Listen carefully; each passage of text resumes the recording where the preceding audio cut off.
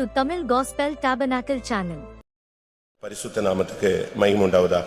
Glory be to God's holy name. முதலாம் பேதுரு முதலாம் அதிகாரம் 14-15 வசனங்கள் வாசிக்கலாம். Let us turn to read 1 Peter chapter 1 verses 14 and 15. நீங்கள் முன்னே உங்கள் அறியாமையினாலே கொண்டிருந்த இச்சைகளின்படி இனி நடவாமல் கீழ்ப்படுகிற பிள்ளைகளாயிருந்து உங்களை அழைத்தவர் பரிசுத்தராயிருக்கிறது போல நீங்களும் உங்கள் நடக்கைகள் எல்லாவற்றிலேயும் பரிசுத்தராயிருங்கள். As obedient children, not fashioning yourselves according to the former lust in your ignorance, but as he which hath called you is holy, so be ye holy in all manner of conversation. கர்த்தருடைய பரிசுத்த நாமத்துக்கு மகிமை உண்டாவதாக. Glory be to God's holy name. கீழ்ப்படிகிற பிள்ளைகளாய் இருங்கள். As obedient children. இன்றைய message கீழ்ப்படிதல். Today's message is obedience. வாழ்க்கையில கீழ்ப்படிதல் என்பது பரிசுத்தத்தின் துவக்கமாக இருக்கிறது. Obedience is the beginning of holiness in life. கீழ்ப்படிதல் என்பது முதல் படியாக இருக்கிறது. Obedience is the first step. எந்த இடத்திலும் கீழ்ப்படிதல் இருக்கிறதோ அங்கே பரிசுத்தமும் இருக்கும். Where there is obedience, there will be holiness. எங்கே கீழ்ப்படிதல் இல்லையோ அங்கே தெய்வீகம் இருக்காது. Where there is no obedience, there will be no divinity. அது ஒரு கம்பெனியாக இருந்தாலும், ஒரு ஆபீஸா இருந்தாலும், ஒரு வேலை ஸ்தலமா இருந்தாலும், ஒரு ஊழியமா இருந்தாலும், ஈவன் ஒரு குடும்பமாக இருந்தாலும், அங்கே கீழ்ப்படிதல் இல்லாத பட்சத்தில் தெய்வீகம் பரிசுத்தம் என்பதை நாம் எதிர்பார்க்க இயலாது. It may be a work spot, it may be your office, your family, or even the ministry. Where there is no obedience, there cannot be holiness. அதனால தான் இந்த ரெண்டு வசனத்துல இந்த இரண்டு காரியங்களும் இணைத்து சொல்லப்பட்டிருக்கிறது. That is why these two things are knit in these two verses. நீங்கள் கீழ்ப்படிகிற பிள்ளைகளாய் இருந்து உங்களை அழைத்தவர் பரிசுத்தராய் இருக்கிறது போல நீங்களும் பரிசுத்தராய் இருங்கள். As obedient children, he that which hath called you is holy, so be ye holy in all manner of conversation. எங்கே ஒரு பெண்ணோ, ஒரு ஆணோ, ஒரு ஊழியனோ, ஒரு ஊழியக்காரர்களோ, இல்லாவிட்டால் ஒரு விசுவாசியோ, ஒரு தேவனுடைய பிள்ளையோ, ஒரு மனிதன் யாராக இருந்தாலும் கீழ்ப்படிதல் அவசியம். A girl or a boy, servant of God or a believer, they need obedience. அதை தேவனும் எதிர்பார்க்கிறார், மனிதர்களும் எதிர்பார்க்கிறார். God, it's God's expectation as well man's. இந்த கீழ்ப்படிதலை குறித்து நீங்கள் பல விதங்களிலே நீங்கள் வேத வசனங்களை கேட்டிருக்கலாம், போதித்திருக்கலாம், அறிந்திருக்கலாம். You would have heard, even taught and known about obedience. ஆனால் கீழ்ப்படிதலை ஒரு மனிதன் பயிற்சிவிக்காவிட்டால் அவனுடைய வாழ்க்கை முன்னேற இயலாது. But if a man doesn't train himself in obedience, he cannot press forward. அதை நீங்கள் புரிந்து கொள்ள வேண்டியது அவசியம். Essential that you need to understand this. இன்னைக்கு अनेक இடங்கள்ல கீழ்ப்படிதலை நாம் தேடி பார்த்தாலும் கிடைக்கிறது இல்ல. Today in many places we search for obedience but we don't find it. சுட்டு போட்டா கூட ஒரு சிலருக்கு கீழ்ப்படிதல் வராது. Even if some are shot down, they will have no obedience. ஏனென்றால் அவர்கள் அந்த அளவு தங்களுடைய ஜீவியத்தை மாற்றி இருக்கிறார்கள். Because they have changed their life to that extent. கீழ்ப்படியவில்லை என்றால் அவனுடைய பெயர் துஷ்டன் என்று அர்த்தம். If no obedience, they are called wicked. இந்த வசனம் சொல்லுகிறது 14ஆம் வசனம் கீழ்ப்படிகிற பிள்ளைகளாய் இருங்கள். Verse 14 says, be ye obedient children. அப்ப கீழ்ப்படியலன்னா அவன் எப்படிப்பட்ட பிள்ளை? If he doesn't obey, what kind of boy is that? உபாகமம் 21:18 பார்க்கும் பொழுது Deuteronomy 21:18. தன் தகப்பன் சொல்லையும் தன் தாயின் சொல்லையும் கேளாமலும் அவர்களால் தண்டிக்கப்பட்டும் அவர்களுக்கு கீழ்ப்படியாமலும் போகிற அடங்காத துஷ்ட பிள்ளை ஒருவனுக்கு இருந்தால், எப்படி? If a man have a stubborn and rebellious son, which will not obey the voice of his father or the voice of his mother, and that when they have chastened him will not hearken unto them. அப்ப கீழ்ப்படியாமல் போனால் அவன் துஷ்ட பிள்ளை, கீழ்ப்படிகிறவன் பரிசுத்தமான ஒரு பிள்ளை. If he doesn't obey, then he is a wicked child. If he obeys, then he is a holy child. ஒரு தேவனுடைய பிள்ளையினுடைய வாழ்க்கையில கீழ்ப்படிதலை அவன் பயிற்சிவிக்க வேண்டும். In the life of a child of God, we should train obedience. கீழ்ப்படிதல் என்பது நாம் கற்றுக்கொள்ள வேண்டிய ஒரு பாடம். Obedience is a lesson that we have to learn. இந்த பாடத்தை நீங்க கத்துக்கிட்டீங்களா இல்லையான்னு தெரியல. I don't know if you have learned the subject. ஒரு பையனோ ஒரு பிள்ளையோ இல்லாவிட்ட ஒரு விசுவாசியோ கீழ்ப்படிதலை தன்னுடைய வாழ்க்கையில் கற்றுக்கொள்ள வேண்டும். A son, daughter or a believer should learn obedience in his life. Computer கற்றுக்கொள்ள நம்ம பல இடங்களுக்கு நம்முடைய பிள்ளைகளை அனுப்புகிறோம். We send our children to various places to learn சில computer. படிப்புகளுக்காக வெளிநாடுகளுக்கு கூட அனுப்புகிறோம். We even send them to foreign countries to learn. ஆனா பைபிள் என்ன சொல்லுகிறது? But what does the Bible say? இயேசு கிறிஸ்து இதை எப்படி கற்றுக்கொண்டார்? How did Jesus learn it? எபிரேயர் 5ஆம் அதிகாரம் Hebrews chapter 5 8ஆம் வசனத்தை பார்த்தால், verse 8. அவர் குமாரனாயிருந்தும் பட்ட பாடுகளினாலே கீழ்ப்படிதலை கற்றுக்கொண்டு இயேசு கிறிஸ்து இந்த உலகத்திலே வந்து கீழ்ப்படிதலை கற்றுக்கொண்டார் என்று சொல்லியிருக்கிறது. Jesus came into this world and learned obedience. பாடுகள் மூலமாய் கீழ்ப்படிதலை கற்றுக்கொண்டார். Obedience by the things which he suffered. அந்த கீழ்ப்படிதல் அவரை பூரணத்துக்கு நேராக எடுத்துச் சென்றதாக அந்த வசன மீதி பகுதி சொல்லுகிறது. And the rest part of the verse says obedience led him to perfection. அப்படியானால் கீழ்ப்படிதல் என்பது பரிசுத்தத்தின் துவக்கமும் பரிசுத்தத்தின் நிறைவுமாகவும் இருக்கிறது. If it is so, obedience is the beginning of holiness as well the fullness of holiness. இல்லாவிட்டால் அது உன்னை பூரணத்துக்கு எடுத்துக்கொள்ளக்கூடிய ஒரு சக்தியாக இருக்கிறது. Or it is a power which leads you to perfection. ஒரு மனுஷனுடைய வாழ்க்கையை இந்த கீழ்ப்படிதல் கீழ்ப்படியாமை இதிலேயே நம்ம சர்டிஃபை பண்ணிரலாம். You can certify a man with his obedience and disobedience. அந்த ஒரே சப்ஜெக்ட்லயே அவன் பாவியா நீதிமானா அப்படிங்கறத கண்டுபிடிச்சலாம். Just in this one aspect you can find out whether he is a sinner or righteous. ரோமர் 5:19. Romans 5:19. அன்றியும் ஒரே மனுஷனுடைய கீழ்ப்படியாமையினாலே அநேகர் பாவிகளாக்கப்பட்டது போல ஒருவருடைய கீழ்ப்படிதனாலே அநேகர் நீதிமான்களாக்கப்படுவார்கள். கீழ்ப்படியாமையினாலே பாவிகளாய் மாறுகிறார்கள், கீழ்ப்படிதலினாலே நீதிமானாய் மாறுகிறார்கள்.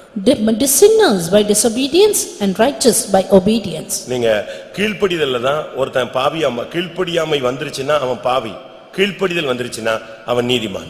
It is by this aspect of obedience that you find out that he is righteous and sinner by his disobedience. இதுதான் லைஃப். This is life. இதுலயே ஒருத்தனை கண்டுபிடிச்சிடலாம். By this you can find out a person. கீழ்ப்படிதல் இருந்துச்சுன்னா இவன் வருகையில போவான் அப்படிங்கறத சொல்லிரலாம். If he has obedience you can say that he can be caught up at the coming of the Lord. கீழ்ப்படிதல் இல்லாதவன் வருகையில போக மாட்டாங்கறதையும் சொல்லிரலாம். Disobedient man cannot be caught up at the coming of the Lord. கீழ்ப்படிதல் உள்ளவன் வாக்குத்தத்தத்தை பெற்றுக்கொள்வான் என்று சொல்ல முடியும். Obedient ones can receive the promise of God. கீழ்ப்படிதல் இல்லனா அவனுக்கு வாக்குத்தத்தம் சொந்தமாகாதுங்கறத சொல்ல முடியும். Disobedient cannot claim the promise of God. அனைத்துமே இந்த கீழ்ப்படிதல் இதுதான் முதல் படி. Everything, for everything, the first step is obedience. நீங்க பல விதத்துல வாழ்க்கையில நடத்தப்பட்டிருப்பீர்கள். You may be led through various paths. பல விதங்களிலே நீங்கள் அதற்கு பதில் செயல்பட்டிருப்பீர்கள். And you would have reacted in various ஆனா ways. ஒன்றை நீங்கள் புரிந்து கொள்ள வேண்டும். But understand one thing.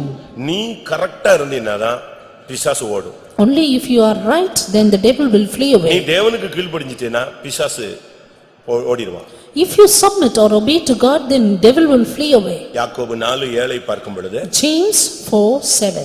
ஆகையால் தேவனுக்கு கீழ்ப்படிந்திருங்கள், பிசாசுக்கு எதிர்த்து நில்லுங்கள், அப்பொழுது அவன் உங்களை விட்டு ஓடி போவான். நீ தேவனுக்கு கீழ்ப்படிஞ்சேனா பிசாசு ஓடுவான். If you submit yourself to God, then the devil will flee away. நீ தேவனுக்கு கீழ்ப்படியலனா பிசாசு உனக்கு எதிர்த்து நின்னுட்டே இருப்பான். If you are disobedient to God, then the devil will resist you. அதனால தான் நான் சொன்னேன் இந்த கீழ்ப்படியல தான் எல்லாமே அடங்கி இருக்கு. That is why everything lies in this obedience. இந்த கீழ்ப்படிதல் இல்லன்னு சொன்னா எதுவும் எல்லாமே கொலாப்ஸ் தான். If you have no obedience, your life is out of order. உன் விசுவாச வாழ்க்கை நஷ்டமாயிடும். Your faith life will be lost. பரிசுத்தம் நஷ்டமாயிடும்.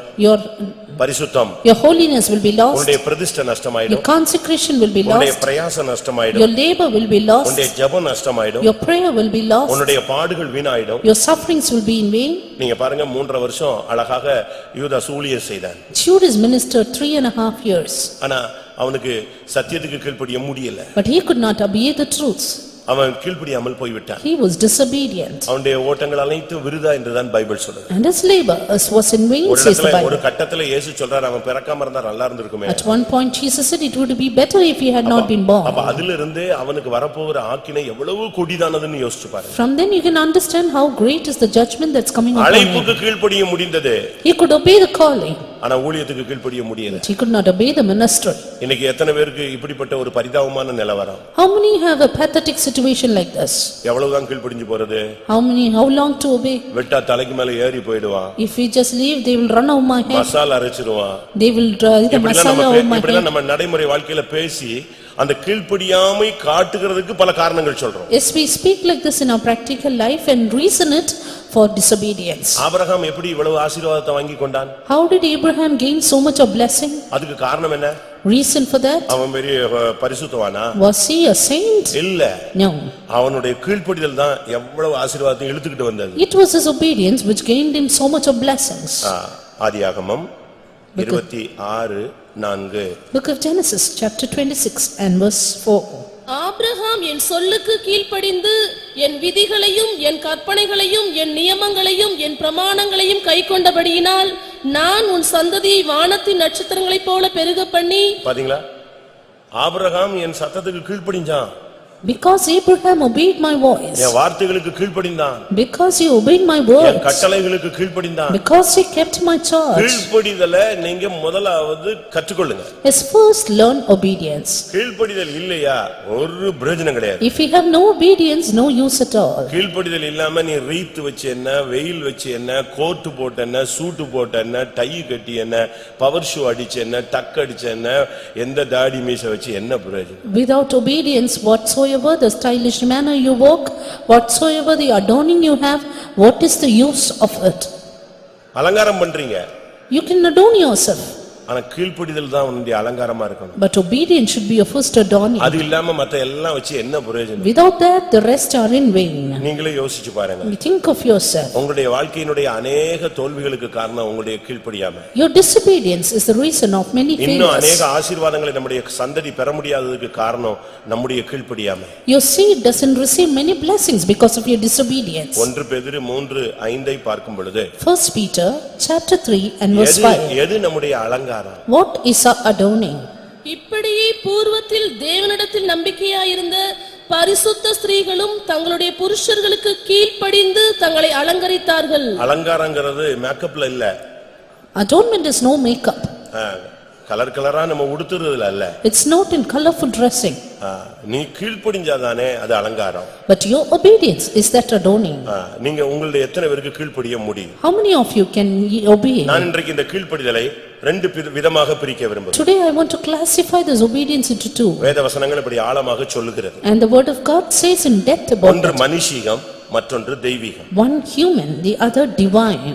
ஒரு சிலர் டிவைன் டிவைன் போவாங்க தவிர இந்த நடைமுறை வாழ்க்கையில கீழ்ப்படிய மாட்டாங்க. Some all the time speak about divinity but no obedience in their practical life. ஒரு சிலர் உலக பிரகாரமான காரியங்களுக்கு ரொம்ப கீழ்ப்படிவாங்க, ஆனா தெய்வீகத்துக்கு அவங்களால சமர்ப்பிக்க முடியாது. Some others they obey the maximum in their worldly life but cannot yield to divinity. சமயம் அனுமதிக்கிறது மாதிரி கொஞ்சம் கொஞ்சம் வசனங்களை நான் உங்களுக்கு முன்பாக வைக்க விரும்புகிறேன். According to time I want to place a few verses before you. ஏனென்றால் இன்றைக்கு ஆவியானவர் இதைத்தான் உங்களோடு நான் என்னோடும் நம்மோடும் பகிர்ந்து கொள்ள வாஞ்சிக்கிறேன். Because this is what the Spirit of God wants to share with us all. ஏனென்றால் தன்னுடைய குமாரனுக்கு மனவாட்டியாக மாற வேண்டுமானால் தன்னுடைய குமாரனை போல இருக்க வேண்டும் என்று அவர் விரும்புகிறார். Because the Lord desires that if he ought to become the bride of his son, we should be like a son. அதனாலதான் அவர் கீழ்ப்படிதல் என்பதை ரொம்ப வலியுறுத்துகிறார். That is why he emphasizes on obedience. ஆண்டவருடைய கீழ்ப்படிதல் ரொம்ப ஆச்சரியமானது. The obedience of Jesus so marvelous. உட்காரும் அப்படினா உட்கார்ந்து தான் இருப்பார். When he was said to sit, he sat. 110 சங்கீதம் 1 வசனத்துல கர்த்தர் என் ஆண்டவரை நோக்கி நான் உம்முடைய சத்துருக்களை பாதபடி ஆக்கி போடு வரைக்கும் என் வலது வாரிசத்தில் உட்காரும். அவ்வளவுதான், உட்கார்ந்தாச்சு. நூற்றாண்டுகள் கடந்துகிறது. கீழ்ப்படிதல் முக்கியம். Psalm 110, the Lord said unto my Lord, sit thou at my right hand until I make thine enemies thy footstool. Years together he kept on sitting. இல்ல நான் ஜெபிச்சிட்டு இருக்கேன். No, I'm praying. இல்ல நான் உபவாசம் எடுத்துக்கிட்டு இருக்கேன். No, I'm fasting. இல்ல நான் முழங்கால்ல நிக்கிறேன். No, I'm on knees. நான் காணிக்க அள்ளி கொடுக்கிறேன். I'm giving offering abundantly. இதெல்லாம் விட rather than all things. Bible சொல்லுகிறது பலியை காட்டிலும் கீழ்ப்படிதல் உத்தமம். Word of God says obedience is better than sacrifice.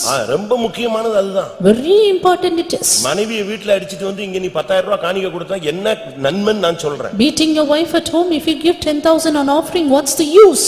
புருஷனை கனம் பண்ணாம இங்க வந்து பைபிள் தூக்கிட்டு வந்துகிட்டு சார்ச்சில எழும்பி நின்னு அல்லேலூயா போட்டதனால குதிச்சதனால பிரயோஜனம் இல்ல. Not honoring your husband because you come and testify here and you say hallelujah, there's no use in it. உங்களில் அநேகர் வருகை எதிர்பார்க்கிறீர்கள், ஆனா அஸ்திபாரம் அநேகருக்கு கிடையாது. Many of you expect a great thing but you have no foundation. தவறு. It's wrong. நாம் அநேக விஷயங்களில் தவறுகிறோம் சொல்றோமே, அதுல இது ஒரு தவறு. We err in many things, this is one of that. கீழ்ப்படிதல் பலியை காட்டிலும் கீழ்ப்படிதல் உத்தமம். Obedience is better than sacrifice. காணிக்கையை விட, rather than your offering, உன்னுடைய ஊழியத்தை விட, rather than your உன் ministry, ஜெபத்தை விட, rather than your prayer, உன்னுடைய உபவாசத்தை விட, rather than your நீ fast, பரிசுத்தம் பரிசுத்தம்னு ஒன்னு பிடிச்சிட்டு கிடக்குறிய அதை விட கீழ்ப்படிதல் உத்தமம். then what you call holiness, obedience is essential. நம்ம எல்லாம் எப்படி கீழ்ப்படியணும்னு நமக்கு இன்னும் தெரியல. We do not know how we are obeying. ஆனா கீழ்ப்படிஞ்சு பாருங்க, holiness துளிர்விடும். But try to obey and you can receive holiness.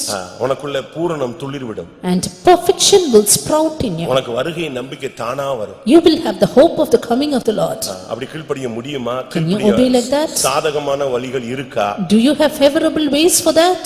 என்ன வந்தாலும் சரி சாதகமோ பாதகமோ கீழ்ப்படிய வேண்டியது நம்ம எல்லார் மேலும் விழுந்த ஒரு கடமை. Whatever it be, pros or cons, you have to obey. It's a duty for us. முதலாவது மனுஷிகமான கீழ்ப்படிதலை உங்களுக்கு முன்பாக வைக்கிறேன். First of all, placing the human obedience. 1 பேதுரு 2ஆம் அதிகாரம் 18ஆம் வசனம். Chapter 2 and verse 18. ஒரு வேலையால் இந்த உலகத்தில் உள்ள எஜமானுக்கு எப்படி கீழ்ப்படிய வேண்டும்? A servant, how he should obey his master. இதை வேதம் எப்படி வலியுறுத்துகிறது? What does the word of God stress about that? வேலைக்காரரை அதிக பயத்துடனே உங்கள் எஜமான்களுக்கு கீழ்ப்படிந்திருங்கள். நல்லவர்களுக்கும் சாந்த குணமுள்ளவர்களுக்கும் மாத்திரமல்ல முரட்டு குணமுள்ளவர்களுக்கும் கீழ்ப்படிந்திருங்கள். Servants, be subject to your masters with all fear, not only to the good and gentle, but also to the froward.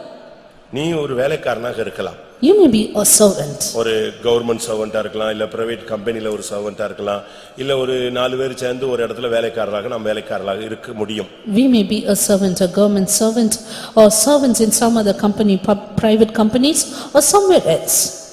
ஏதோ ஒரு விதத்துல நம்ம எல்லாரும் வேலைக்காரர்கள். In some or the other way we are servants. இந்த வேலைக்காரர்கள் எப்படி கீழ்ப்படியணும்? How ought these servants to obey? அதிக பயத்துடனே உங்கள் எஜமான்களுக்கு நீங்கள் கீழ்ப்படியுங்கள். Be subject to your master with all fear. அடுத்து ஒரு பாயிண்ட் சொல்லப்பட்டிருக்கிறது. Next point. அது என்ன? What is that? நல்ல எஜமான் மாத்திரமல்ல, Not only to the good master, பயங்கர ரஃப்பா இருப்பாங்க, முரட்டாட்டம் உள்ளவங்களா அவங்களுக்கும் நீங்க கீழ்ப்படியணும். even to the fraud and rough masters. எஜமான் எப்படியும் இருப்பான். However the master be. ரெண்டு அவன் சாந்தமா இருக்கலாம், இல்ல He may be gentle. நல்லவனா இருக்கலாம், He may be good. இல்ல முரட்டாட்டம் உள்ளவனா இருக்கலாம். He may be froward. வாழும் வழியை பைபிள் கற்றுக் கொடுக்கிறது. The word of God teaches you the way to live. நம்ம ஆளுங்கள பாதி பேர் வேலைக்கு போறது இல்ல. Half of our people don't go to job. அப்படி வேலைக்கு போனாலும் லேட்டா போறது. And even if they go late. அப்படி போனாலும் சீக்கிரம் ஓடி வந்துடுறது. And then soon they return back. இது எல்லாமே தப்புதான். This is all wrong. நீங்க வாங்குற சம்பளத்துக்கு நீங்க வேலை செய்யணும். For the salary that you earn, you have to work. உங்களுக்கு மேல இருக்கிறவன் முரடனோ நல்லவனோ சரி. Those who are superiors, they may be gentle or froward. Bible சொல்லுகிறது அவனுக்கு நீ கீழ்ப்படின்னு தான் சொல்லு. The Bible says obey him. நல்லா கவனிச்சுக்காங்க. Listen carefully. நாம எங்கேயோ போறோம்னு சொல்லிட்டு எல்லாத்தையும் இழந்துட கூடாது. Because we are going somewhere, don't lose everything. இந்த கற்பனையில் ஒரு சிறிதான ஒன்றை ஒருவன் மீறினாலும் அவன் பரலோக ராஜ்யத்தில் என்ன செய்யறதில்ல, பிரவேசிப்பதில்லை. Even if one would err in least of these commandments, he cannot enter into the kingdom of heaven. உனக்கு அவசியம் போனா பெர்மிஷன் கேளு. If you want to go and urgently ask a permission. இன்னும் அவசியம்னா லீவ் எடுங்க. And yet more than take a leave. Leave இல்லையா, ஏன் லீவியாவது காலி பண்ணு. If you have no leave, at least vacate your own leaves. ஏதாவது ஒண்ணு நீ உருப்படியா செய்யணும். Some or the other way, do something நீ straightforward. சுமக்கிற பைபிளுக்கு நீ பதில் சொல்லணும். You have to answer the Bible you carry. இந்த விஷயத்துல ரொம்ப நீங்க கவனமா இருக்கணும். Be very careful in this matter. அந்த ஆளு அவன் முரடன், அவன்கிட்ட போய் அவன் கீழ்ப்படிவான், அப்படி பேசினாதான் அவன் ஒதுங்கி போவான், அப்படிலாம் நம்ம சொல்லி பழக கூடாது. We should not be in a way that others may speak complaints about us, saying, he is going, who will go and say him? நீங்க எல்லா இடத்துலயும் நீங்க இந்த விஷயத்துல ரொம்ப கவனமா இருக்கணும். You should be very careful in this matter. கொலோசியர் 3ஆம் அதிகாரம் 22ஆம் வசனம். Colossians 3:22. வேலைக்காரரை சரீரத்தின்படி உங்கள் எஜமான்களாய் இருக்கிறவர்களுக்கு எல்லா காரியத்திலேயும் கீழ்ப்படிந்து நீங்கள் மனுஷருக்கு பிரியமாய் இருக்க விரும்புகிறவர்களாக பார்வைக்கு ஊழியம் செய்யாமல் தேவனுக்கு பயப்படுகிறவர்களாக கபடமில்லாத இருதயத்தோட ஊழியம் செய்யுங்கள். நீ போய் வேலை செய்யறத பைபிள் ஊழியம்னு சொல்லுது. You go in working, the Bible says it is a service. அவன் சம்பளம் கொடுக்கறான். He gives you the salary. அவன் தான் உன்னை போஷிக்கிறான். He feeds you. அப்படிங்கும்போது நீங்க அதுக்கு அந்த எஜமானுக்கு தெய்வ பயத்தோடு நீங்க தேவனுக்கு பயப்படுகிறவர்களாக கபடமில்லாத இருதயத்தோடு அவனுக்கு வேலை செய்யணும். Therefore, you have to obey your masters, fearing God in singleness of heart. எபேசியர் 6ஆம் அதிகாரம். Ephesians 5. 6ஆம் அதிகாரம் 5ஆம் வசனத்தை பார்க்கும் பொழுது. Ephesians 6 chapter verse 5. வேலைக்காரரை நீங்கள் கிறிஸ்துவுக்கு கீழ்ப்படிகிறது போல சரீரத்தின்படி உங்கள் எஜமான்களாய் இருக்கிறவர்களுக்கும் பயத்தோடும் நடுக்கத்தோடும் கபடற்ற மனதோடும் கீழ்ப்படிந்து. யாருக்கு கீழ்ப்படிகிறது போல? As to whom you have to obey? கிறிஸ்துவுக்கு கீழ்ப்படிகிறது போல. Obey as unto Christ. எப்படி வசனம் இருக்கு நீங்க படிச்சு பாருங்க. Read how the verses. நீங்க எஜமானா இருந்தா அப்படிலாம் எதிர்பார்க்கறீங்க, மத்தவங்க எல்லாம் உங்களை வந்த உடனே தட்டா புட்டான்னு எழும்பி விஷ் பண்ணணும்னு எதிர்பார்க்கறீங்க. ஆனா நீங்க உங்க எஜமானுக்கு என்ன செய்றீங்க? If you are a master, you wish that others may greet you soon, but what do you do to the master? நீ எந்த அளவின்படி அளக்கறாயோ அதே அளவின்படி தான் உனக்கு அளக்கப்படும். To what measure you meet, to that measure it will be measured unto Bible சொல்கிறது முதலாவது கீழ்ப்படிதல் என்பது மனுஷிகத்தினுடைய ஒரு பகுதி. வேலைக்காரரே உங்கள் எஜமான்களுக்கு கீழ்ப்படியுங்கள். Therefore in obedience in the human part you have to obey, the servants have to obey the master in all things. வேலைக்கு போகிற எல்லா சகோதர சகோதரிகளும் இந்த விஷயத்துல கவனமா இருக்கணும். All the brothers sisters going for job, please be careful. நீங்க இந்த விஷயத்துல ரொம்ப கவனமா இருக்கணும். Very careful in this matter. ஒரு சிலர்லாம் நம்ம ஆளுங்க பயங்கர ரஃபா ஹேண்டில் பண்ணுவீங்க. Some of our people they handle things very roughly. ஒரு சிலர்லாம் மதிக்கிறதே கிடையாது. Some do not respect others at all. அப்படி அல்ல. It's not that. எல்லா இடங்களிலும் நீங்கள் கிறிஸ்துவின் வாசனையை சுகந்த வாசனையை வீசக்கூடியவர்களா இருக்கணும். In all places you have to give forth the sweet savor of Christ. இரண்டாவதாக Secondly, எபேசியர் 5ஆம் அதிகாரம் Ephesians 5 22ஆம் வசனம். verse 22. மனைவிகளே கர்த்தருக்கு கீழ்ப்படிகிறது போல உங்கள் சொந்த புருஷருக்கும் கீழ்ப்படியுங்கள். Wives, submit yourselves unto your own husbands as unto the Lord. எப்படி? உங்கள் சொந்த புருஷர்களுக்கு கர்த்தருக்கு கீழ்ப்படிகிறது போல கீழ்ப்படி. You have to obey your husbands as unto the Lord. Thiruvalluvar சாப்பிட்டுக்கிட்டு இருந்தாராம். Thiruvalur was eating. மனைவி தண்ணி இறைச்சிக்கிட்டு இருந்தாங்க. The wife was drawing water. கிணத்துல தண்ணி இறைச்சிக்கிட்டு இருந்தாங்க. Drawing water from the well. கூப்பிட்டார். He called her. கூப்பிட்ட உடனே இப்ப பக்கெட் பாதியில நிக்குது. The bucket is half the way. அதை எடுத்து தண்ணியை ஊத்திட்டு போகணும்னா ஒரு 1 minute ஆயிடும். To draw that, pour the water and then go, it will take a minute. நீங்களாம் படிச்சிருக்கீங்களா? Have you read about it? நீங்களாம் குமுதம், ஆனந்த விகடன், நக்கீரன் இதெல்லாம் நல்லா படிப்பீங்க. You all read the novel books very nicely. என்ன நடந்துச்சு தெரியுமா? But you know what happened? இதோ வர்றேன்னு அப்படியே விட்டுட்டு போயிட்டாள். She said, "Lo, I am coming," and left the water. போய் அவருக்கு பணிவிடை செஞ்சிட்டு திரும்பி வந்தா எந்த இடத்துல அந்த கயிறை விட்டாலோ பக்கெட் அதே இடத்துல நின்னுச்சுன்னு சொல்லுவாங்க. கேட்டிருக்கீங்களா? She finished the service and came and she saw the bucket in the same place. அப்படி படிச்சிருக்கீங்களா? கேட்டவங்க கொஞ்சம் கை வைத்துங்க பார்க்கலாம். இது ரொம்ப ஆளுங்க இருக்கிறாங்க, பரவாயில்ல. அதான் உலகத்துல அது ஒரு பொதுமறைன்னு சொல்றான். That is a common manners in the world. எப்படி இருக்கும்னு யோசிச்சு பாருங்க. Look at this. அவர் சாப்பிடும்போது கையில ஒரு ஊசி வச்சுக்குவார். When he eats, he would have a needle in his hand. எதுக்கு? For what? குழம்பு நல்லா இல்லைன்னு மனைவியை குத்துறதுக்கா? If the curry is not good, then is it to prick his wife? அப்படி அல்ல. No. சோத்து பருக்க கீழே விழுந்தா கூட அது வேஸ்டா இருக்கக்கூடாது அப்படின்னு ஒரு குத்து குத்தி தண்ணியில முக்கி சுத்தப்படுத்தி திருப்பி சாப்பிடுவார். Even as the rice falls down, it should not go waste. Therefore, he pricks it with the needle, washes in the water, and then eats. நம்ம ஆளுங்களுக்கு சாப்பிடவே தெரியாது. பாதி சட்டையில சாப்பிடுவான், பாதி மீசை சாப்பிடும், பாதி தாடி சாப்பிடும். ராபோஜனத்துல பாருங்க, அந்த மீசை ரசத்துல படுற பாடு. Our people do not know how to eat. Half of that fall down, half of that into their clothes, and into their mush. அப்பனா பாதி பேர் முக்காடு எடுத்து ரசத்துக்குள்ள விட்டுருவாங்க. Half of them put their veil into the rasam. தப்பு. It's wrong. அதெல்லாம் ரொம்ப டிவைனா பண்ண வேண்டிய இடம். You have to do it everything divine way. கீழ்ப்படிதல் என்பது எப்படி? How is obedience? உலகத்துல இப்படி கீழ்ப்படிதலுக்கு எவ்வளவோ சான்றுகள் இருக்கிறது. There are many ways to obey in this world. நாம் இன்னைக்கு ஆண்டவருக்கு எந்த விதத்துல கீழ்ப்படிறோம்? And how are we obeying? உன்னுடைய கீழ்ப்படிதல் உன் புருஷனுக்கு நீ எப்படி கீழ்ப்படிற? How are you obeying your husband? உன் சொந்த புருஷனுக்கு எப்படி கீழ்ப்படிற? How are you obeying your own husband? நீங்க நினைக்கிற மாதிரி நியாயங்கள் பேசலாம். As you say, you may justify. உங்க பகுதியில் நியாயக்கேடுகள் அநியாயங்கள் அநேகம் உங்க மேல் குற்றம் சாட்டப்படலாம். There may be many injustice fallen upon you. தூத்துக்குடியில ஒரு அம்மா இருந்தாங்க, வயசான அம்மா. There was an old mother in Tuticorin. அவங்க புருஷன் அடிச்சு அவங்களுக்கு கூனே விழுந்துருச்சு. Her husband better, finally she bowed down. எப்படி இருக்கும்? Just think. நம்ம ஆளுங்க ஒரு நாள் அடிச்சா divorce. Our people, if they are beaten once, they would go into divorce. ரெண்டாவது அடிச்சிட்டா ஜீவனாம்சம். Second time, then life bugs they ask. அடிச்சா அண்ணன் தம்பியை வச்சு அடிச்சே கொன்றுவாங்க. Third time, they go for slaying itself. இப்படி தான் நம்ம போயிட்டு இருக்கோம். This is how we do. அவன் என்ன பண்ணாவா? But what did that man do? அந்த அம்மா அடிச்சு கூன் விழுந்துருச்சு. That mother stooped down because of the beating of his eye. So much beatings. ரத்தம் வடியும். And blood would ooze out. அந்த ஆளு பூனையை பிடிச்சு கொண்டு வந்து அந்த ரத்தத்தை குடிக்க வச்சிட்டு இருப்பாரு. And the man would bring the cat to drink the blood. நீங்க எப்படி ஜெபிச்சிருப்பீங்கன்னு பாருங்க. You think how would you have lived? இயேசுவின் நாமத்திலே இன்னைக்கே சாகணும்னு ஜெபிச்சிருப்பீங்க நீங்க. You would pray in the name of Jesus you should die today. அந்த அம்மா எப்படி ஜெபிச்சது தெரியுமா? But you know how the mother prayed. ஆண்டவரே இவ்வளவு கொடுமை பண்ணிட்டு இந்த கொடுமையை நான் நிமித்தம் நான் சகிச்சிட்டு இந்த ஆள் எங்க போயிட கூடாது, நரகத்துக்கு போக கூடாது. இவனை நீ ரட்சிக்கணும் ஆண்டவரே. After this man treating me so harshly and I enduring so much, this man should not land into hell. நீங்க எப்படி ஜெபிப்பீங்க? How would you all pray? அப்படி ஒரு வாழ்க்கை எங்களுக்கு தேவையில்லை. I do not need such a life at all. அப்படிதான் நம்ம இன்னைக்கு அழகா பேசுறோம், வசனங்கள் எல்லாம் பேசுறோம். That is how we speak without word of God. ஒரு நாள் அந்த அம்மாவை அவரு உன்னை சுட்டே கொன்னுடுவேன்னு துப்பாக்கி தூக்கிட்டாரு.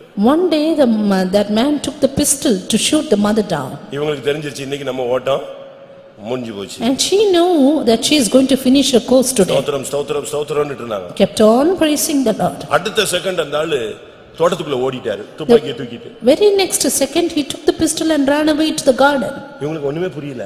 Do not know what happened. என்ன நம்மட்ட பேசிட்டு இருக்கும்போது இந்த ஆளு ஓடிட்டானே. Why this man ran away?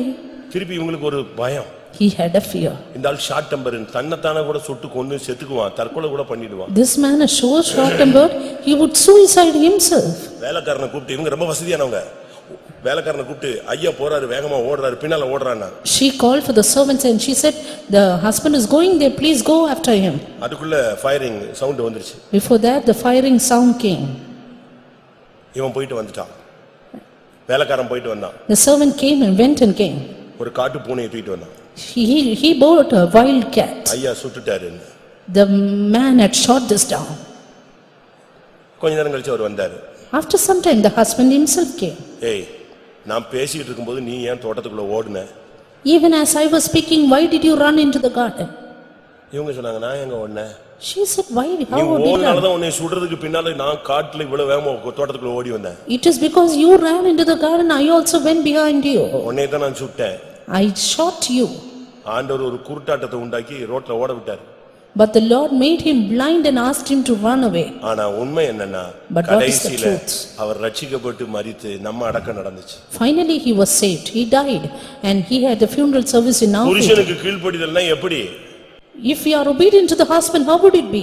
உங்களுக்குள்ள எந்த ஆவியோட நீங்க உங்களுடைய குடும்ப வாழ்க்கையில போறீங்க? By what spirit are you running your family life? தீத்து 2:5 என்ன சொல்லுது? Titus 2:5 what does it say? கொலோசியர் 3:18 என்ன சொல்லுது? Colossians 3:18 what does it say? எபேசியர் 5:24 என்ன சொல்லுது? Ephesians 5:23 what does it say? கர்த்தருக்கு கீழ்ப்படிகிறது போல கீழ்ப்படி. Obey as unto the Lord. உன் சொந்த புருஷனுக்கு நீ கீழ்ப்படி. Obey your own husband. எல்லா காரியத்திலையும் கீழ்ப்படி. Obey in all things. கர்த்தருக்கு ஏற்றபடி எல்லாம் கீழ்ப்படி. Obey as it is fit unto the Lord. கீழ்ப்படிதல்ல இப்படி அப்படினு வேரியேஷன் கிடையாது. There are no variations in obedience. சில குடும்பங்கள்லாம் சாட்சிகளை கேட்ட ஆச்சரியமா இருக்கும். Hearing the testimony of some families we are surprised. ஒரு அடக்காராதனையில நான் பார்த்தேன். In one funeral service I saw. ஒரு பையன் சாட்சி சொன்னான். One boy testified. அடுத்து அவங்க பொண்ணு சாட்சி சொன்னா. Next the daughters testified. ரெண்டு பேரும் சொல்றாங்க. Both of them எங்க said, அம்மாவும் அப்பாவும் சண்டை போட்டு நாங்க பார்த்ததே கிடையாது. I have never seen my father and my mother fighting. எப்படி இருக்கும்? How would it be? இதுவரைக்கும் நாங்களும் சண்டை போடவில்லை என்று சொல்லுவார்கள். கர்த்தருடைய மகிமைக்காக கரங்களை உயர்த்தி அல்லேலூயா சொல்லுங்க. All those who say hitherto we have also not fought, lift up your hands. அது என்னங்க குடும்பம்னு சொன்னா உரசல் வரத்தான் செய்யும். அப்படிதானே? சொல்லுங்க.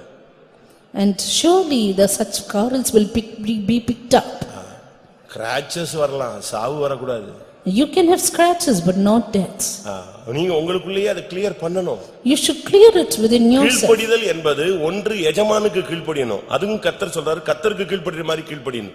அடுத்து சொந்த புருஷனுக்கு கீழ்ப்படி, அதுவும் கர்த்தருக்கு கீழ்ப்படிஞ்ச மாதிரி கீழ்ப்படின்னு சொல்றாரு. When said about obedience, first obey your masters as unto the Lord, then obey your own husbands as unto the Lord. இதுதான் first subject. This is the first subject. இதுல பாஸ் ஆயிட்டா நீ எல்லாத்தையுமே pass ஆயிரலாம். If you pass in this, you are passed in இதுல all. ஃபெயில்னா total fail. If you fail in this, you are failed all இதுதான் over. Major. This is the major subject. மத்ததெல்லாம் ancillary தான். All the others are ancillaries. இதுதான் major subject. நீ கீழ்ப்படிதலை நீ கத்துக்கடலைன்னா நீ பூர்ணம் என்கிற வார்த்தைக்கு நீ போக முடியாது. If you don't learn obedience, then you cannot go to perfection. அந்தால் தப்பு தப்பா சொல்றான், அதுக்கெல்லாம் கீழ்ப்படியணுமா? Is that man is saying something wrong, should I தப்பு obey? தப்பா சொன்னா அந்த இரத்தப்பழி அவன் சுமக்கறான், நீ கீழ்ப்படின்னு நான் சொல்றேன். He will bear the blood of it, but you have to obey. அநியாயமா நடத்துறான், ரைட், நீ கீழ்ப்படி. If he is leading you unjustly, then you obey. நீங்க கீழ்ப்படிதல மட்டும் நீங்க கொண்டு போங்க, யுத்தங்கள் எல்லாம் தெய்வத்தினுடையது. You just handle with obedience, but the battle is the Lord's. யுத்தத்துக்கு போன்னு கிதியோனை இழுத்து கொண்டு வந்துட்டாரு. The Lord brought Gideon for the battle.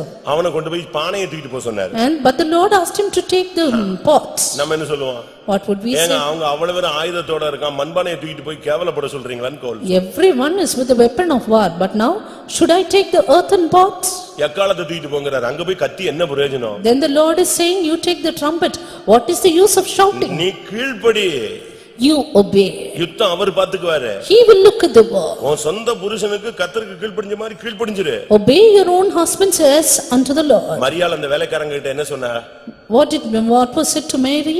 மரியாள் அந்த வேலைக்காரங்கள்ட்ட என்ன சொன்னா? What did Mary say to the servant? அவர் என்ன சொல்றாரோ அதை செய்யுங்க. You obey what he says. அவ்வளவுதான். That's it. வேற ஒண்ணுமே கிடையாது. Nothing else. அவர் சொல்றத மட்டும் நீ செய். You just do what he says. அவர் என்ன பெரிய சொல்லிட்டாரு? What did he say to do? ரொம்ப சிம்பிளா சொன்னாரு, தண்ணீரை நிரப்புங்கள். Very simple. Fill it with water. வேகமா நிரப்பிட்டாங்க. Soon they fill it with water. அடுத்த வார்த்தை தான் வருது, மொண்டு பரிமாறுங்கள். The next word, serve it. அதே தண்ணீரை ஊத்துனவன் தான் பரிமாறதுக்கு எடுக்கறான், அதுக்குள்ள என்ன நடக்கு? வார்த்தையின் வல்லமை வேலை செய்கிறது. The man who poured the water now is trying to serve it, but the power is working. கீழ்ப்படிதலுக்குள்ள தான் அற்புதம் தொடங்குகிறது. Miracle begins at obedience. கீழ்ப்படிதலுக்குள்ள தான் ரட்சிப்பு புருஷனுக்கு தொடங்குகிறது. Salvation begins at obedience. கீழ்ப்படிதலுக்குள்ள தான் தேவன் உள்ளே வர முடியும். God comes in at obedience. எங்க கீழ்ப்படிதல் இருக்கோ அங்க நீ தேவனுக்கு கதவை திறக்கறாய். Where obedience, there you open the door எங்க for God. கீழ்ப்படிதல் இல்லையோ கதவை இழுத்து நீ மூடுற, தேவன் உன் வாழ்க்கையில இறங்கி அற்புதம் செய்ய முடியாமல் வெளியே போய் விடுகிறார். Where disobedience, there God shuts the door for the miracles not to be worked. அதெல்லாம் என் பிள்ளையெல்லாம் அனுப்ப முடியாது, அவன் அடிச்சு கொன்றுவான் அப்படினு சொல்றீங்க. And you say, I cannot send my child like that because he will beat him up. ஏன்ட்ட ஒருத்தங்க சொன்னாங்க. One person said to me, நான் சொன்னேன் கொல்லட்டுங்க, அடக்காரவனை நான் வேணா நடத்துறேன். I told, let him kill her, then I will conduct the funeral service. அந்த பிள்ளை மகிமையோடு போகட்டும். And let the daughter go with the boy. புருஷன் கையால செத்தான்னு போகட்டுமே, கர்த்தர் பாத்துக்கிடட்டும். And if she is dying by the hand of the husband, God will see to it. இந்த ஆளு இப்படி தான் பிரசங்கம் பண்ணுவார், கொடூரமா பேசுவார்னு சொல்றீங்களா? This man will speak so harshly, are you saying? நல்லா புரிஞ்சுக்கணும். No, understand that. நீ தேவனுக்காக 1% நின்னுட்ட, அந்த 1%க்காகவாது கர்த்தர் 100% இறங்கி வருவார். If you stand 1% for God, God will step in 100% for you. அதுதான் தெய்வத்தினுடைய வல்லமை. This is the power of God. உன்னை அடி வாங்கிட்டு உன்னை சாவடிச்சிட்டு அங்க அதுக்கெல்லாம் பாத்துட்டு இருக்க மாட்டார். அப்படி ஒரு கட்டத்துக்கு போயிடுச்சு, அவன் தொலைஞ்சான். The Lord will not wink at you seeing your destruction and perishing. If he goes to that extent, he is lost. முதலாவது கர்த்தருக்கு கீழ்ப்படிகிறது போல சொந்த புருஷர்களுக்கு கீழ்ப்படியுங்க. First obey your own husbands as unto the Lord. நீங்க வாழ்க்கையில ஏன் தோத்து போறீங்க? Why are you failed in your life? Phone, cell இத க்ளோஸ் பண்ணிட்டீங்கனாலே வாழ்க்கையில ஒரு 50% ஜெயிச்சிருவீங்க. If you close your mobile phone, your cell, then you will prevail. இங்க சாம்பார் வச்சா உடனே அங்க சொல்லிடணும். And if you keep sambar here, soon you inform. அவர் முறைச்சுக்கிட்டே போயிட்டாருன்னா உடனே அவர் 9:30 வெளியே போனோடனே 9:35 இன்னைக்கு இந்த ஆள் முறைச்சுக்கிட்டே போறான், வரும்போது எப்படி வருவானா ஸ்தோத்திரம், உடனே அங்க சொல்லிடுவாங்க. அங்குக்கு பிறகு அங்க மாமனார் மாமியாருக்கு தூக்கமும் வராது. உடனே அந்த அம்மா சொல்லும், ஒன்னாலதான் கட்டி கொடுத்தேன்னு. இவர் சொல்லுவார், ஒன்னாலதான் அந்த வேலை செஞ்சேன். இது அங்க சண்டை போட்டுட்டு இருப்பாங்க. If he stays, then finally, until he returns back, they will keep on sharing the messages, and finally, when he comes back, there will be a big quarrel. நிப்பாட்டு. Stop. முழங்கால் போடு. Be on your knees. இன்னொருத்தர் இருக்கிறார். There is another person. அறை வீட்டை பூட்டிட்டு அங்க சொல்லு. You shut your door and say to him. உனக்காக அவர் எழும்பட்டும். Let him rise up for you. நீ செய்ய வேண்டியதை செய்யாம செய்யக்கூடாத அனைத்தையும் செய்கிறாய். That which you want what to do, you don't do, but do everything else. நிறுத்து. Stop. தேவனோடு பேசுவதை துவக்கு. Start speaking with God. எல்லாத்தையும் சொல்லணும்னு அவசியம் கிடையாது. Not necessary that you inform your home everything. எல்லாவற்றையும் சொல்லணும்னு அவசியம் கிடையாது. Not at all essential that you inform them everything and everything. ஆபிரகாமிடத்தில் கர்த்தர் சொன்னார், உன் ஏகசுதனை பலியிடு. The Lord said to Abraham, you sacrifice your only son. அவன் புறப்பட்டான். He went for. வேலைக்காரனை கூப்பிட்டாச்சு. He left his servants. பையனை கூப்பிட்டான். He took his sons. கிளம்பியாச்சு. And he started. யார்ட்ட சொல்லல? Whom did he not inform? யார்ட்ட சொல்லல? Whom did he not inform? சாராள்கிட்ட சொல்லல, He did not say to Sarah. சொல்ல வேண்டிய அவசியம் இல்ல. No need to say. தேவ சித்தத்துல ரகசியம் இருக்கு. There is mystery in the will of God. வாழ்க்கைக்குன்னு ஒரு ரகசியம் இருக்கு. There is a mystery for life. அதெல்லாம் வாழ தெரியாதவங்க எல்லாம் வந்துட்டு தான் இன்னைக்கு வாழ தெரியல, ரோடு சரியில்லை, ஆட தெரியாதவன் ரோடு சரியில்லை நானா. அதே மாதிரி வாழ தெரியாதவங்க எல்லாம் இன்னைக்கு பல காரணங்களை சொல்றீங்க நீங்க. All those who don't know to live, they only say various reasons and excuses. அங்க குறிக்கப்பட்ட இடம் போன போது, But when they went to a particular place, வேலைக்காரனை நிப்பாட்டிட்டான். he stopped the servant also. ஏன்னா அவனை எங்க கொண்டு போக முடியாது, பலி எடுக்கிற இடத்துல நிறுத்திட்டு கத்தியை தூக்க முடியாது. Because he cannot take him to the place of the altar. அங்கே நிப்பாட்டினான். And there he stopped. அவங்கள ஒரு குறிக்கப்பட்ட இடத்துல நிப்பாட்டியாச்சு. And he stopped him there. தேவன், God, குமாரன், சான், and I. அந்த இடத்துல நின்னுதான் கர்த்தருக்கு முன்னால ஜெயித்தான். He stood at that point, stood before the Lord, and he prevailed. நீ சொல்ல வேண்டியதை மட்டும் சொல்லு, சொல்லக்கூடாதல சொல்லாத, ஒதுக்க வேண்டியதை ஒதுக்கு, அவசியம் இல்லாம எல்லாரையும் போட்டு கலக்காத, நீ சும்மா இரு. கர்த்தர் யெகோவா ஈரேயாய் அங்கே வருவார். Although you ought to say, you just say. All others you keep silent and you be still and the Lord will fight for you. நீங்க அப்படி பயிற்சிவிக்கப்படணும். You have to practice that. இதெல்லாம் கேட்ட உடனே பிரதர்ஸ்க்கு ரொம்ப சந்தோஷம். இன்னைக்கு கூட்டம் முடிஞ்சு போன உடனே இனிமே உங்க அம்மாட்ட பேசின நடக்கிறதே வேற, பாஸ்டரே சொல்லிட்டார் இப்படின்னு சொல்லிட்டு இவங்க கன் தூக்கிடுவாங்க. Now I think the brothers are happy and they will take up the gun saying, see, pastor has already told, don't speak to your house. இதேதான் உனக்கும். That same thing is applicable for you. ஆமா, சில இடத்துல மகனேன்னு இருக்கு, அதனால மகனே மகனுக்கு மட்டுமா? In some நீ அந்த places, இடத்தை வாசிக்கும் போது அந்த இடத்துல மகளா இருந்தா மகள் வந்துட வேண்டியதான். in some places it is written son, therefore does it mean it is only to the son? It also means it is to the daughter. ஏன் கீழ்ப்படியல? Why no obedience? அது அவங்க அப்பா அம்மா புத்தி அப்படிதாங்க. Because their father and mother itself is like that. அப்படி நம்ம சொல்றோம். We tell like that. இல்ல, It's not like that. அன்பு இல்லாதனால தான் அங்க கீழ்ப்படிதல் இல்ல. Because there is no love, there is no புருஷன்ட்ட obedience. கிடைக்க வேண்டிய அன்பு. பாஸ்டர் ஆனந்தராஜ் ஒரு இடத்துல அருமையா பிரசங்கம் பண்ணார். Pastor Anandraj beautifully gave a sermon பொன்னகரத்துல. in Ponnagaram. எனக்கு ஆச்சரியமா இருந்துச்சு. I was surprised. அந்த பெண்ணுக்கு ஒரு அன்பு தேவை. That girl needed a love. அதுக்காக ஒரு பையனை கட்டி வைக்கிறாங்க. For that they married her. அவன் புருஷன் That husband, தன்னிடத்திலிருந்து அந்த புருஷ அன்பை மட்டும் கொடுத்தா திருப்பி அந்த பிள்ளை அம்மா அன்பை அப்பா அன்பை தேடும். therefore if he is only giving the love of a husband, the girl will seek for the love of the father and mother. இவன் அந்த புருஷங்கிற அந்த ஸ்தானத்துல இருந்து ஆக்டிங் பண்ணிக்கிட்டே இருந்தான்னா அதுக்கு யார் தேவை? அம்மா அப்பாவுடைய அன்பு தேவை. If the boy is only going to be in the status of a husband, then she needs her mother and father. அதுக்கு அவர் எப்படி சொன்னாரு? For that what did he இந்த say? புருஷங்கிற தன்மையில மாத்திரம் அன்பு செலுத்தாம ஒரு அம்மாவை போல ஒரு அப்பாவை போல அந்த கேப்பையும் சேர்த்து ஃபில் பண்ணிட்டான்னா முடிஞ்சு போயிடுச்சு. இந்த பொண்ணு படியேறங்கி வீட விட்டு வெளியே வரமாட்டா. If the husband is going to love her, not just as a husband alone, but even as a father and a mother, then she will never get out of the doorstep to go down to her house. நான் சோறு போட்டேன், துணி வாங்கி கொடுத்தேன், என்ன குறை வச்சேன்னு இவன் பாட்டு பாடிக்கிட்டே இருக்கிறான். இந்த குறை இருக்குங்க, அன்புல லேக்னஸ் இருக்கு. No, but if the husband is only saying, I have given her everything, what lack have I kept for her? No, you have to pay the role of a mother and father ஒரு too. புருஷன்ட்ட தாயினுடைய அன்பும் தகப்பனுடைய அன்பும் தன்னுடைய புருஷனுடைய அன்பும் மூணும் சேர்ந்து கொடுத்துட்டா அந்த பிள்ளை எங்க போகாது? அதான் ஃபுல் ஆயிடுச்சே, போகாது. If the girl finds the love of the mother, father and the husband, all in the husband, then she would not leave the house. இதெல்லாம் ஒண்ணுமே சொல்லி கொடுக்கிறது இல்ல. They don't teach them all this. ஒண்ணு சொல்றது இல்ல, பிடிச்சு கட்டி விட்டுறது. இது தவளை தண்ணி கிழக்குது, ஓனா வேலி கிழக்குது.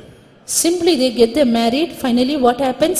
The happening is like the frog and the chameleon. கர்த்தருக்கு கீழ்ப்படிகிறது போல கீழ்ப்படியுங்க. Obey as unto the Lord. பிலிப்பியர் 2:8 இயேசு கீழ்ப்படிந்தது போல பிதாவுக்கு எப்படி இயேசு அப்படியே கீழ்ப்படிஞ்சு சிலுவையில தொங்கி ஜீவனையே கொடுத்தாரோ அப்படி ஒரு கீழ்ப்படிதலை உலக வாழ்க்கையில் வேதம் எதிர்பார்க்கிறது. Philippians 2:8 As Jesus obeyed his father and gave up his life on the cross, the word of God expects us that obedience. அவர் மனுஷ ரூபமாய் காணப்பட்டு மரண பரியந்தம், அதாவது சிலுவையின் மரண பரியந்தமும் கீழ்ப்படிந்தவராகி தம்மை தாமே தாழ்த்தினார். எப்படி கீழ்ப்படிஞ்சாரு? How did he obey? ஒரு லிமிட் அப்படினு சொல்லிட்டு அந்த லிமிட் அன்லிமிட்டட்னு அடுத்த வார்த்தை வருது. He says about a limit and then unlimited மரண பரியந்தம். Obeyed unto death. அடுத்து கீழ எழுதி இருக்கு, அத கொஞ்சம் விளக்கமா, அதாவது எந்த மரணம் வரைக்கும்? சிலுவையின் மரண பரியந்தம். And nextly an explanation, even the death of the cross. குழந்தை பெக்கிற வரைக்கும் not until begetting a child. அதோட ஓடி போயிடணும் அப்படின்னு நினைச்சிட்டு ஒரு சிலர் உட்கார்ந்துட்டே இருப்பாங்க. Some say until then we have to be, and then சொத்தை எழுதி கொடுக்கும் வரைக்கும், சொத்தை எழுதி கொடுக்கும் until we write the property for the அதோட children. ஓடிடணும். அப்படி அல்ல, And not like that, மரண பரியந்தம், until death, சிலுவையின் மரண பரியந்தம். even the death of the cross. இதுதான் இயேசுவினுடைய கீழ்ப்படிதல்ல உள்ள உச்சகட்டம். This is the peak obedience of Jesus. இன்னைக்கு எத்தனை பேருக்கு அப்படி ஒரு கீழ்ப்படிதல் இருக்கு? How many have such an obedience today? கொலோசியர் 3:20 பார்க்கும் பொழுது, Colossians 3:20. பிள்ளைகளே, உங்கள் பெற்றோருக்கு எல்லா காரியத்திலேயும் கீழ்ப்படியுங்கள், இது கர்த்தருக்கு பிரியமானது. Children, obey your parents in all things, for this is well pleasing unto the Lord. பேரண்ட்ஸுக்கு கீழ்ப்படிதல் Obey your parents. அது ரொம்ப முக்கியமானது. It's very important. இது வீட்லயே நம்ம சின்ன வயசுலயே இத கற்றுக்கொள்ள வேண்டியது அவசியம். This is a thing we have to learn right at a little age. உங்களுடைய பிள்ளைகளா உங்களுக்கு கீழ்ப்படிறாங்களா? Are your children obeying you? 4 வயசுலயே பிள்ளைகளை கொண்டு ஜெபிக்கறாங்க, இவன் கீழ்ப்படிய மாட்டேங்கறான். இது எங்க போய் வளர்ந்து வந்து எப்படி வருவான்? And right at age 4 they bring saying they are not obeying me. Don't know how they are going to grow up. கீழ்ப்படிதலை நீங்கள் பிள்ளைகளுக்கு கற்றுக் கொடுக்கணும். And you teach your children obedience. தமிழ்ல சொல்லுவான் சித்திரமும் கைப்பழக்கம். And in சித்திரம் ஓவியம் வரையிறது கைப்பழக்கம். Tamil they used to say drawing art is only the practice of the hand. செந்தமிழும் நாப்பழக்கம். And even pure Tamil is a practice of the tongue. நம்மளுக்கு பாதி பேருக்கு தமிழே தெரியாது. Yes, many of our people do not know Tamil. எல்லாம் ஆடு மாடு மேய்க்கிற மாதிரி தான் பேசுவாங்க. And they will speak as though they are feeding the herds and flocks. இப்பதான் எங்க அம்மா வந்துச்சு, அம்மா என்ன ஆட்டுக்குட்டியா கழுதையா? They say without respect about their father and mother. அம்மா வந்தாங்க, அழகான தமிழ் பேசு. You have to say with respect. நம்மளே நம்ம பிள்ளைங்க மரியாதை குறைவா பேசுறத ஒரு சின்ன வயசுல ஏத்துக்கிறோம். அது அப்படி பழக்க வைக்கிறதுனாலதான் கடைசி வரைக்கும் அந்த பிள்ளை எப்படி பேசுது? மரியாதை இல்லாமவே பேசு. Right when our children are little, because we leave them to say or speak without respect, they finally do that till the end. ஆனா அதே நேரத்துல கீழ்ப்படிதல் உள்ள பிள்ளைகள், பாசமான பிள்ளைகளை பார்க்கும்போது ஆச்சரியமா இருக்கு. But at the same time, when we see obedient children and fondle children, we are really surprised. ஒரு சில குடும்பங்கள்ல அந்த பிள்ளைங்க என்ன அருமையா கீழ்ப்படிறாங்க. In some houses, the children obey their parents beautifully. அந்த வீடுகளுக்கெல்லாம் நீங்க போனீங்கன்னா பிரேயர் பண்ணா அப்படியே தேவ சமூகம் இறங்கும். And there when you go to pray, you can see the presence of God descending. உங்களுடைய பிள்ளைகளை நீங்க அப்படி கீழ்ப்படிதல் உள்ளவர்களாய் வளர்க்கணும். Yes, grow up your children with such an obedience. பிள்ளைகளே, பெற்றோருக்கு கீழ்ப்படியுங்க. Children, obey your parents. என்ன சொன்னாலும் கீழ்ப்படியணும். Obey everything they say. கர்த்தருடைய வார்த்தைக்கு கீழ்ப்படிகிறது போல பிள்ளைகள் கீழ்ப்படிஞ்சாதான் பிற்காலத்துல இது உனக்கு ஆசீர்வாதமாக அமையும். When they obey, then that will be a blessing for their future. இன்னைக்கு अनेகருக்கு கீழ்ப்படிதல் இல்ல. Many do not have obedience today. அதனால தான் இன்னைக்கு अनेகர் தோல்வியை சந்திக்கிறோம். That is why many failures in their life. நாம் இன்னைக்கு பிள்ளைகளா இருக்கறோம், நாளைக்கு நம்ம பேரண்ட்ஸா மாறுவோம். We are children today and tomorrow's parents. ஆனா நம்ம அந்த பிள்ளைகள்ட்ட பயங்கரமா எதிர்பார்ப்போம். But we expect so much from our children. அது கிடைக்காது. That is impossible. நம்ம என்ன பண்றோமோ அதுதான். What we have done will be repeated to us. ஒரு பையன் அவங்க அப்பாவை பிடிச்சு அடிச்சுட்டான். One child, he beat up his father. நீ இந்த குடும்பத்தை கெடுத்துருவ, நீ கிளம்புயான்னு சொல்லிட்டான். Yes, you are corrupting my family, you get out. அடிச்சு வீட்டை விட்டு வெளிய எடுத்துட்டு வந்துட்டான். And he chased away his father from the house. Gate கிட்ட கொண்டு வந்துட்டான். He brought him onto the gate. இனிமே இந்த வீட்ல உன்னை வைக்க முடியாது, வெளிய தள்ளிறேன் பாரு. I cannot keep you in my house, I will push you out. உடனே அப்பா சொன்னார், தம்பி கொஞ்சம் நிறுத்துனாரு. Soon the father said, please stop my child. என்ன அப்படிங்க? What, he asked. நானும் எங்க அப்பாவை அடிச்சிருக்கேன். Yes, I had bet my father. ஆனா வீட்ல தான் அடிச்சிருக்கேன், இப்படி வெளிய தள்ளல. நீ என்ன வெளியவே தள்ளிடுவ போல இருக்க. But I had never pushed him out, but you pushed me out. இவர் வீட்டுக்குள்ள வச்சு அடிச்சாரு, இப்ப பையன் ரோட்ல வச்சு அடிக்க போறான். He bet his father in the house, now his son நீ is எதை doing it. விதைக்கிறியோ அதைத்தான் நீ அறுக்க முடியும். What you sow, you will reap. சின்ன வயசுலயே கீழ்ப்படிதல நம்ம பையங்க பிள்ளைங்க கத்துக்கணும். And train up your child in obedience. மரியாதையை கத்துக்கணும். Train up them in respect. ஜெபத்தை கத்துக்கணும். Train them up in prayer. தெய்வீகத்தை கத்துக்கணும். Train them up in divinity. மத்தவங்கள மதிக்கிறதுக்கு கனம் பண்றதுக்கு கத்து கொடுக்கணும். And train them up to honor others. தேவ சமூகத்துக்கு அவங்களுக்கு கத்து கொடுக்கணும். Train them up to be in the presence of God. பிள்ளையானவனை சின்ன வயசுலயே நடக்க வேண்டிய வழியில நடத்து. Train up a child in the way he should go. அவன் முதிர் வயதிலும் அதை விடாதிருப்பான். And when he is old, he will not depart இங்க from it. பிரச்சனை என்னன்னா, மனைவி ரொம்ப தெய்வீகமா இருந்து அந்த பையனை பிடிச்சு அடிச்சு உட்கார வச்சு பைபிள் படி, ஜெபம் பண்ணு, முழங்கால் போடு. இவர் வருவாரு, என் பிள்ளை நீ ஏன் தொல்லை பண்ற? அவன் படிச்சா படிக்கட்டும், படிக்காவிட்டால் போகட்டும், ஜெபத்துக்கு போனால் போகட்டும், போகாவிட்டால் போகட்டும்.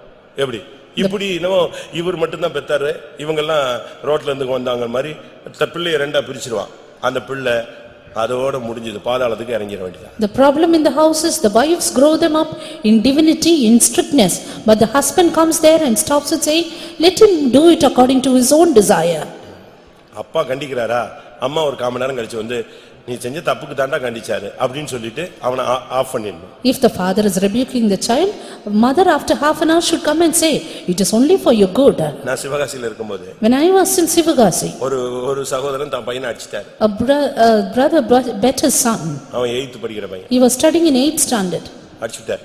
He bet him up. அவன் அதுல இருந்து வீட்ல முறைச்சிக்கிட்டே உட்கார்ந்திருக்கான். From then on, he was stubborn at his house. சரிடா முடிஞ்சு போச்சு, அடிச்சாச்சு 2 நாள் ஆச்சு, நீ அமைதியா இருன்னு சொன்னா, When he said, I said, you bet once and twice and then he silent. எதுக்கு அடிச்சாருன்னு எனக்கு சொல்லணும். Why did he beat me? Tell me that. உடனே அவங்க அம்மா அவர்கிட்ட கேட்டு எதுக்கு அடிச்சீங்கன்னு கேட்டதுக்கு அவர் சொல்லிட்டாரு, இதுக்கு தான் அடிச்சேன். Soon his mother asked his father, why did you beat him up? And he told the reason. அவன் அதுக்கு கேக்குறான், He's asking, இதை செய்யாதன்னு முதல்ல சொல்லி தொலைய வேண்டியதானே, அடிச்சுதான் சொல்லணுமா? நான் செஞ்சிட்ட உடனே இதெல்லாம் செய்யக்கூடாது தம்பினா நீ செய்யல, இதுக்கு நீ செஞ்சிட்ட பிறகு அடிச்சிட்டு அதுக்கு காரணம் சொன்னேன்னா அது எப்படி? முதல்ல சொல்லணும் எனக்கு. before doing this you could have. 8th படிக்குது, இது சொல்லுது அடிக்கிறதுக்கு முதலாவது என்னிடத்தில் காரணம் சொல். This boy is studying in 8th standard and he is asking the father the reason for beating him up. பெற்றோருக்கு கீழ்ப்படிஞ்சா உன் வாழ்க்கையில ஃபியூச்சர்ல நல்லா இருக்கும். If you obey the parents, your future will be good. 1 பேதுரு 2ஆம் அதிகாரம் 1 Corinthians 2 13ஆம் வசனத்தை பார்க்கும் பொழுது, verse 13. மனிதர்களுடைய கட்டளைகளுக்கு கீழ்ப்படியுங்கள். Obey the commandments of man. நீங்கள் மனுஷருடைய கட்டளைகள் யாவற்றிற்கும் கர்த்தர் நிமித்தம் கீழ்ப்படியுங்கள். மனுஷருடைய கட்டளைகளுக்கு கீழ்ப்படியுங்கன்னா இப்ப டிராபிக் வச்சிருக்கான். See now there are the traffic rules. Left போ ரைட் போன்னு. And says goes to the left and right. நானும் ரோட் டாக்ஸ் கட்டறேன்னு நீ ஏடா கொடாம போனேன்னா நடு ரோட்ல அடிச்சு போட்டு போய்டுவான். If I am going to cross the limit, the rules, then they will. நீ மனுஷருடைய கட்டளைகளுக்கு கீழ்ப்படியணும். You have to obey the commands of man. சுத்தமா கீழ்ப்படியணும். You have to obey it fully. இல்லன்னு சொன்னா அது நமக்கு தான் பாதகம். Or else it will affect us. வேதம் என்ன சொல்லுகிறது? What does the word of God say? பெரியவங்களுக்கு கீழ்ப்படிங்க. Obey the elders. ஒருவருக்கொருவர் கீழ்ப்படிங்க. Obey one another. தெய்வ பயத்தோடு கீழ்ப்படிங்க. Obey with the fear of God. ஒரு சிலர் அம்மா சொன்னா கேட்பாங்க, அப்பா சொன்னா கேட்கவே மாட்டாங்க. Some they will hear the words of the mother and not the father. இப்படியும் பிள்ளைங்க இருக்கு. There are children like that. அம்மா சொன்னா கேட்கும். They will obey their mother. சில வீட்ல அப்பா சொன்னா மட்டும் தான் கேட்கும். In some places obeying the father alone. யாக்கோபு எப்படி இருந்தா? How was Jacob? ஆதியாகமம் 28:7 பாருங்க. Genesis 28:2. ஆதியாகமம் 28:7. 28:7 of Genesis.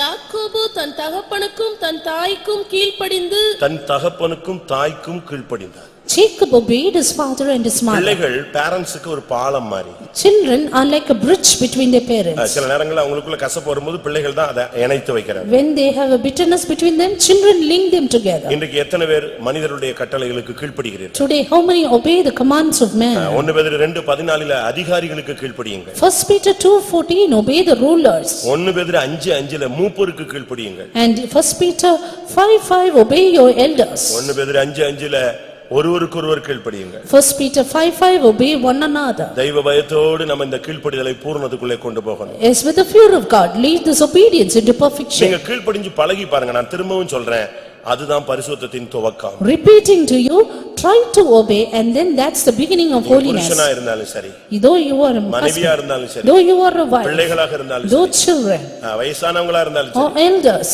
எல்லாவிட்ட ஊழியக்காரங்களா இருந்தாலும் சரி, or servants of God, யாரா இருந்தாலும் கீழ்ப்படிதல் ரொம்ப முக்கியம். whoever it may be, obedience is very important. சில இடங்கள்ல கீழ்ப்படிதல் நமக்கு கஷ்டமா இருக்கும். ஆனா கண்ணை மூடிட்டு ஸ்தோத்திரம் பண்ணிடுங்க. Sometimes when we obey, we will have the difficulty, but say praise the Lord and accept அதுக்கு it. பிறகு உள்ளது கர்த்தர் பாத்துக்குவார். Then the rest God will see to நீங்க it. முதலாவது இந்த கீழ்ப்படிதலை பயிற்சிவீங்க. First train obedience. இது மனுஷிகமான கீழ்ப்படிதல். This is human obedience. அடுத்து நான் தெய்வீகமான கீழ்ப்படிதலை உங்களுக்கு முன்னால வைக்கிறேன். Next coming on to divine obedience. 1 பேதுரு 2ஆம் அதிகாரம் 8ஆம் வசனம். 1 Peter 2:8. அவர்கள் திருவசனத்துக்கு கீழ்ப்படியாதவர்களாய் திருவசனத்துக்கு கீழ்ப்படிதல். Obeying the word of God. கீழ்ப்படியாவிட்டா ஆக்கினை தீர்ப்பு உண்டுன்னு சொல்லி. If they don't obey, they will have this condemnation. வசனத்துக்கு அப்படியே நீங்க கீழ்ப்படியணும். Obey the word as such. இது அப்படி இருக்கு, இது அப்படி இருக்கு, இப்படி இருக்கு, நீ பாட்டுக்கு மண்டைய போட்டு குழப்பாத. You don't confuse your mind. உனக்கு தேவன் உன்கிட்ட பேசினார்னா அந்த வசனத்துக்கு அப்படியே சரண்டர் பண்ணிடு. If God is speaking to you, surrender to that word. ஆண்டவருடைய வசனத்துக்கு நீ கீழ்ப்படிஞ்சேன்னா என்னுடைய வசனத்துக்கு நடுங்குகிறவனே நான் நோக்கி பார்ப்பேன். Him that trembleth at my word, to him will I look unto. ஆண்டவருடைய வசனத்துக்கு நீங்க அப்படியே சரண்டர் பண்ணிடணும். And you surrender to the word of God as such. பாருங்க எல்லாமே கீழ்ப்படியுது, நம்ம தான் கீழ்ப்படியறது இல்ல. All are obeying but we don't. உலகத்தில் உள்ள எல்லாமே சிருஷ்டிப்புகள் அவ்வளவும் கீழ்ப்படிகிறது. The whole creatures of this world, they obey God. மத்தேயு 8:27 பாத்தீங்கன்னா Matthew 8:27. காற்றும் கடலும் அவருக்கு கீழ்ப்படிந்தது. Even the storm and the sea obeys him. Mark 1:27 அசுத்தாவிகள் பிசாசுகள் கீழ்ப்படிந்தது. Mark 1:27, unclean spirits obeyed Jesus. ஆனா இன்னைக்கு நமக்கு கீழ்ப்படிதல் இருக்கா? But today do we have the obedience? யோனாவை ஊழியம் செய்ய முடியாது, தெய்வம் அனுப்புறாரு. Jonah was sent for the ministry. தீர்க்கதரிசனம் சொல்றதுக்கு அனுப்புறாரு. He was sent to prophesy. நினிவேக்கு போன்னு சொல்றாரு. He was asked to go to Nineveh. போக மாட்டேங்கறான். He said no. ஆனா கர்த்தர் ஒரு மீனுக்கு கட்டளையிடுறாரு. But the Lord then commanded a fish. இந்த ஷிப் கிட்ட போ. You go near the ship. ஒருத்தனை தூக்கி கீழ போடுவாங்க. And they will put him down. கடிச்சிடாத. You don't bite him. அவனை விழுங்கிக்க. Just swallow him. அவன் உள்ள வயித்துக்குள்ள சாக விட்டுறாத. Don't allow him to die in your stomach. ஏனா ஜீரண பகுதிக்கு போனான்னா தொலைஞ்சிட்டான். If he goes to the digestive system, he is lost. அவனை பிரேக் பண்ணியே வை. Therefore keep him there. அவனை வாந்தி பண்ற அந்த கண்டிஷன்ல நிப்பாட்டு. Keep him in the place of vomiting. உடனே புறப்படு. Then soon the fish went. நினிவேயின் கரையில போய் அவனை கக்கிடு. Went to the shore of Nineveh. அந்த மீனுக்கு கட்டளையிட்டார்னு பைபிள் சொல்லுது. It is said the Lord commanded the fish. அதுக்கு அந்த மீன் ஒரு ஸ்டெப் கூட மாத்தி வேற ஊர்ல போய் கக்கிட்டு வரல. The fish did not cross the words of God and go to another place. அப்போ ஒரு ஜீவராசிக்கு ஒரு மச்சத்துக்கு ஒரு கீழ்ப்படிதல் இருக்கு. நமக்கு எப்படி இருக்கு? So if the obedience of fish is that way, how much for us? ஒரு தகப்பன் போய் மூத்த பையனை கூப்பிட்டான். A father went and called the elder son. திராட்சை தோட்டத்துல போய் வேலை செய்யுது. திராட்சை தோட்டத்தில் போய் வேலை செய். Go and work in the vineyard. அவன் என்ன சொன்னா? What did he say? வேற ஆளை பாருங்க, போங்க வேலை போய். No other work, I won't go. தம்பி இருக்கான் பாரு. See, the younger brother is there. என்னையே தான் கண்ணுக்கு தெரியும். You always find me. அவனை போய் பாருங்க. You go and call him. உடனே அவரு போனாரு. And he went. சின்ன பையனை கூப்பிட்டாரு. He called the younger son. தம்பி திராட்சை தோட்டத்துல போய் வேலை செய். Go and work in the vineyard. இப்ப போயிடுறேன், இப்ப போயிடுறான். He said, "Lo, I am going." கொஞ்ச நேரம் கழிச்சு பார்த்தா After some time, மூத்தவனுக்கு ஒரு மனஸ்தாபம் வந்துச்சு. the elder son repented. சரி நம்மட்ட சொன்ன வேலையை நம்ம செய்யாம விட்டது. What I was said I did not do. உடனே புறப்பட்டு போயிட்டான். Soon went out. திரும்பி பார்த்தா He turned back இளைய பையன் அங்க நின்னுட்டு இருந்தான். and saw the younger son standing there. என்னன்னு கேட்டா Asked what? அந்த ஆளு அப்படிதான் சொல்லுவாரு, போவேன்னு சொல்லிட்டு அவர் பாட்டு போயிடுவாரு. நான் ஏன் போறேன் அப்படின்னா. And he said, that man will say, I said I will go, but I will not. நான் சொன்னது பைபிள்ல தான் இருக்கு. What I told is in the Bible. இந்த இருவரில் யார் தேவசித்தம் செய்தவர்கள்னு இயேசு கேட்டாரு. Both of them, who is the one who does the will of God? நீ போறேன்னு சொல்லிட்டு போகாம இருக்கிறது எவ்வளவு பெரிய தவறு. You say you will go, but it is a mistake, you will not go. ஆனா புத்தியினத்துல அவன் போக மாட்டேன்னு சொன்னான். ஆனா மனஸ்தாபப்பட்டு திரும்பி போனான். But the elder son said, I will not, but he repented and went. இன்னைக்கு நீ வசனத்துக்கு எந்த விதத்துல நீ கீழ்ப்படிற? Today, how are you obeying the word of God? வசனம் எப்படி சொல்லுதோ அதை அப்படியே கீழ்ப்படியணும். Obey the word of God as it is. அது ஒரு chemical. That is a chemical. அது ஒரு chemical. That is a chemical. ஒவ்வொரு கெமிக்கலுக்கு என்ன உண்டு? ஒரு ரியாக்ஷன் உண்டு. There is a reaction in every chemical. நீ வசனத்துக்கு நீ கீழ்ப்படிஞ்சேனா அதுக்குரிய blessing உனக்கு வந்துரும். If you obey the word, you will have the blessing. உட்கார்னா உட்கார்ந்திரணும். If you are asked to sit, sit. ஓடி வா அப்படினா ஓடி வரணும். Asked to run up, then run. நாங்க ட்ரெய்னிங்ல அடையார்ல இருக்கும்போது When we were in Adyar training, pastor Dan ஒரு ரூம்ல தங்கி இருந்தாரு. Pastor Don stayed in a room.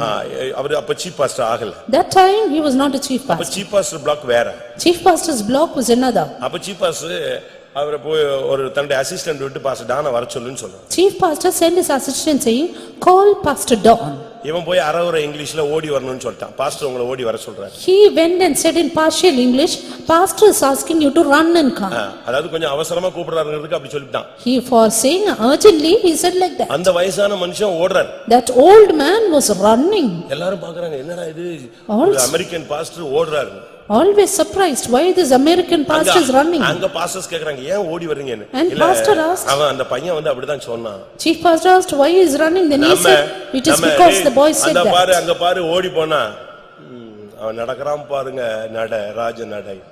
And when we ask people to run here, he has a royal walk. Service தொடங்கி 3/4 மணி நேரம் ஆச்சு, பாட்டு முடிஞ்சிருச்சு, ஆவில் நிறைஞ்சிருச்சு, இவங்க வராங்க, ஏசுநாதனே ஒரு பாட்டு பாடுவாங்க கல்யாணத்துக்கு, அதே மாதிரி அப்படியே வர்றாங்க. It's 45 minutes since the service has started. They come having a bridal walk. நானும் ஸ்கூல் படிச்சேன். I studied in the school. சைக்கிள்ல போவேன். And I used to go in the bicycle. Late ஆயிடும். It will be late. அங்க போனா அந்த PT master வாசல்ல நிப்பாரு. When I go there, the PT master will be at the entrance. Daily அடி எப்படியாவது வாங்கிட்டு தான் ஆகணும். Daily I used to receive the beating. அந்த லேட் டைம் ஆயிடுச்சுன்னா வர்றவன் போறவனுக்கெல்லாம் அடி தான். சைக்கிள்ல விழுதா எங்க ஆள் மேல விழுதான்னு தெரியாது, ஒரே ஓட்டம். A little delay we will be beaten up and then we'll run away. ட்ரெயினை பிடிக்க என்ன ஓட்டம் ஓடுற? Yes, you run so much to get the train. யோசிச்சு பாருங்க. Just think. பட் தேவனுடைய சமூகம் போது நம்மள அது ரொம்ப கேர்லெஸ்ஸா அசால்ட்டா பண்றோம். But we are very careless regarding the presence of God.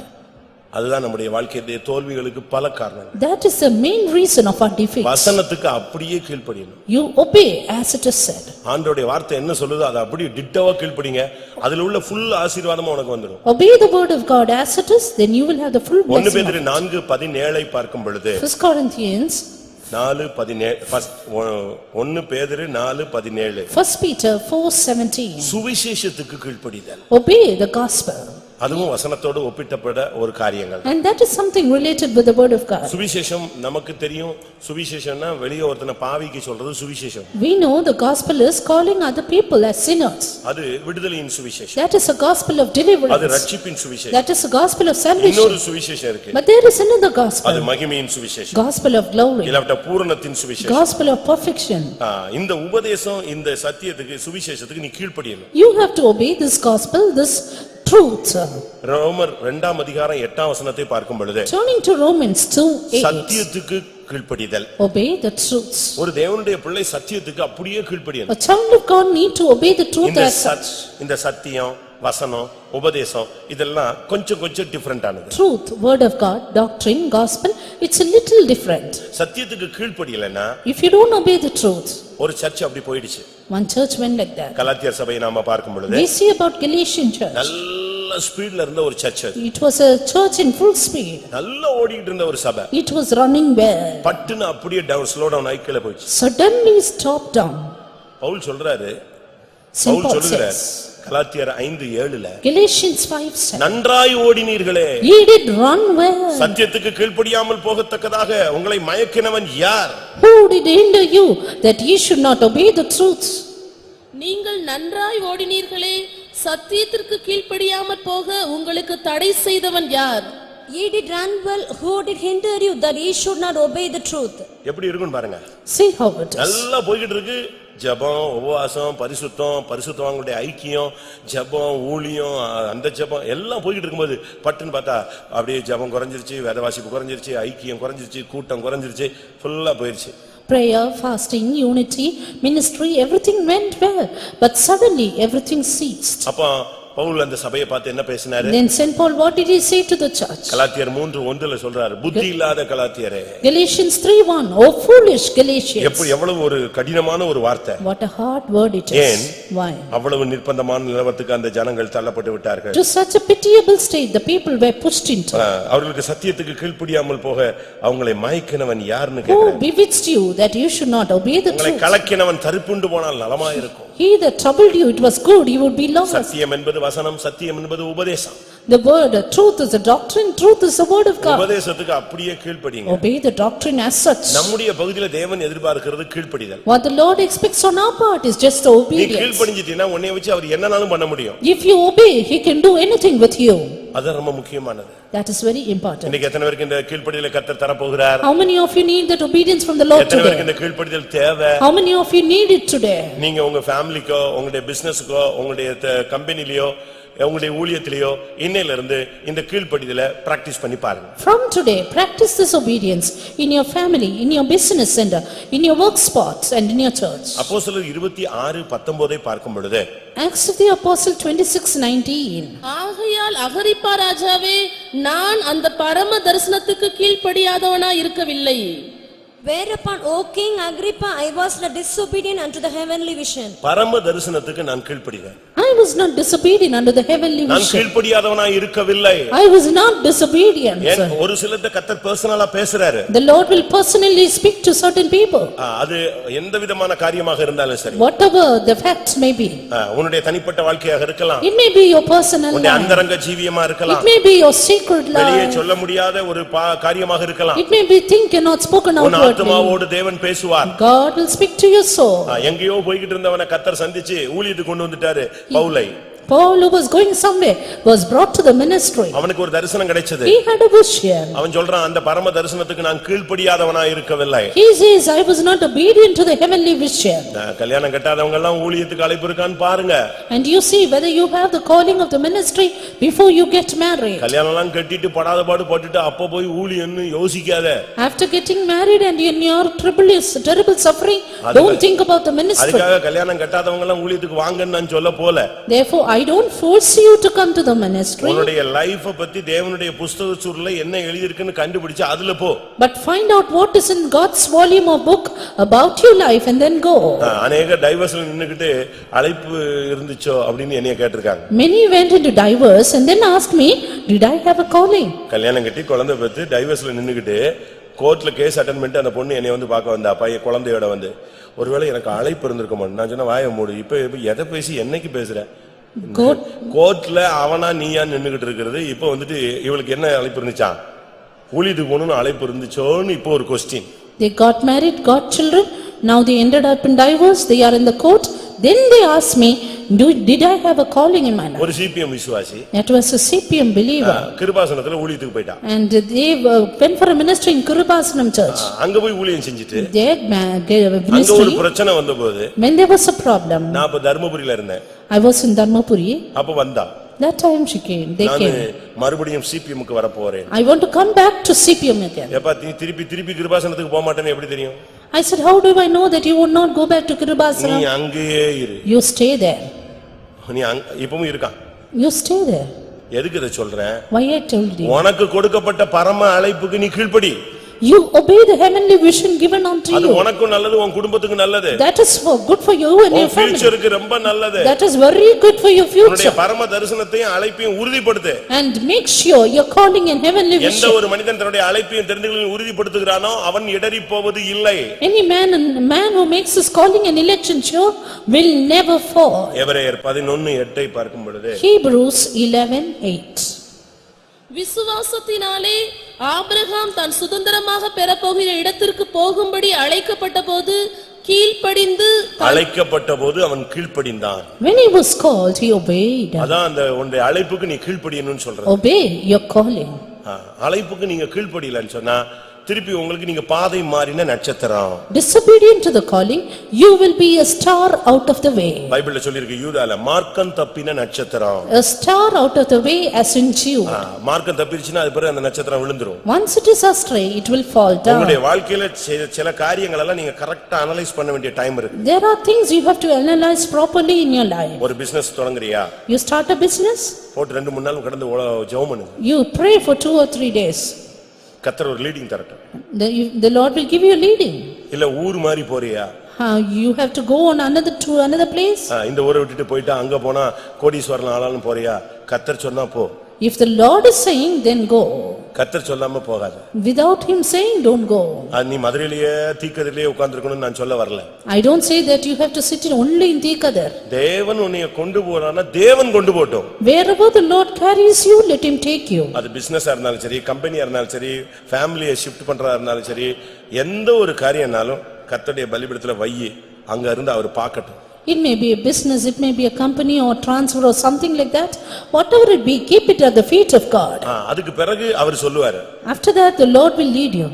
ஊர் என்னும் கல்தேயர் தேசத்துல மெசொப்பொத்தேமியா தேசத்துல விக்கிரகங்களுக்கு பின்னாக இருந்த ஆபிரகாமை அழைத்து வந்த தேவன் தான் நம்முடைய தேவன். And our God who called Abraham out of the land of idols Mesopotamia is our God too. அவர் சொல்லுவாரு போன்னு சொல்லுவாரு. He will say you go. வான்னு சொல்லுவாரு. He will say you come. அவர் சொல்லட்டும். Let him say. காலேஜ்ல சேரணுமா? கர்த்தர்ட்ட கேளு எந்த காலேஜ்ல சேரணும்னு கேளு. You want to join in a college? Ask the Lord which college you should join. எந்த குரூப் நான் எடுக்கணும்னு கேளு. You ask which group you have to take. Joel அவர்கள் அடிக்கடி சொல்றது போல செலக்ஷனும் எலெக்ஷனும் யார் கையிலே இருக்கட்டும், அவர் கையிலே இருக்கட்டும். As Pastor Joel used to say very often, let selection and election be in God's hand. அவர் பாத்துக்குவார். அவர்தான் அதை செலக்ட் பண்ணி உனக்கு தரணும். He will look at it. He will select and give you. அதான் பைபிள்ல சொல்லிருக்கு நன்மையானதை அவர் தருவார். He will give that which is good.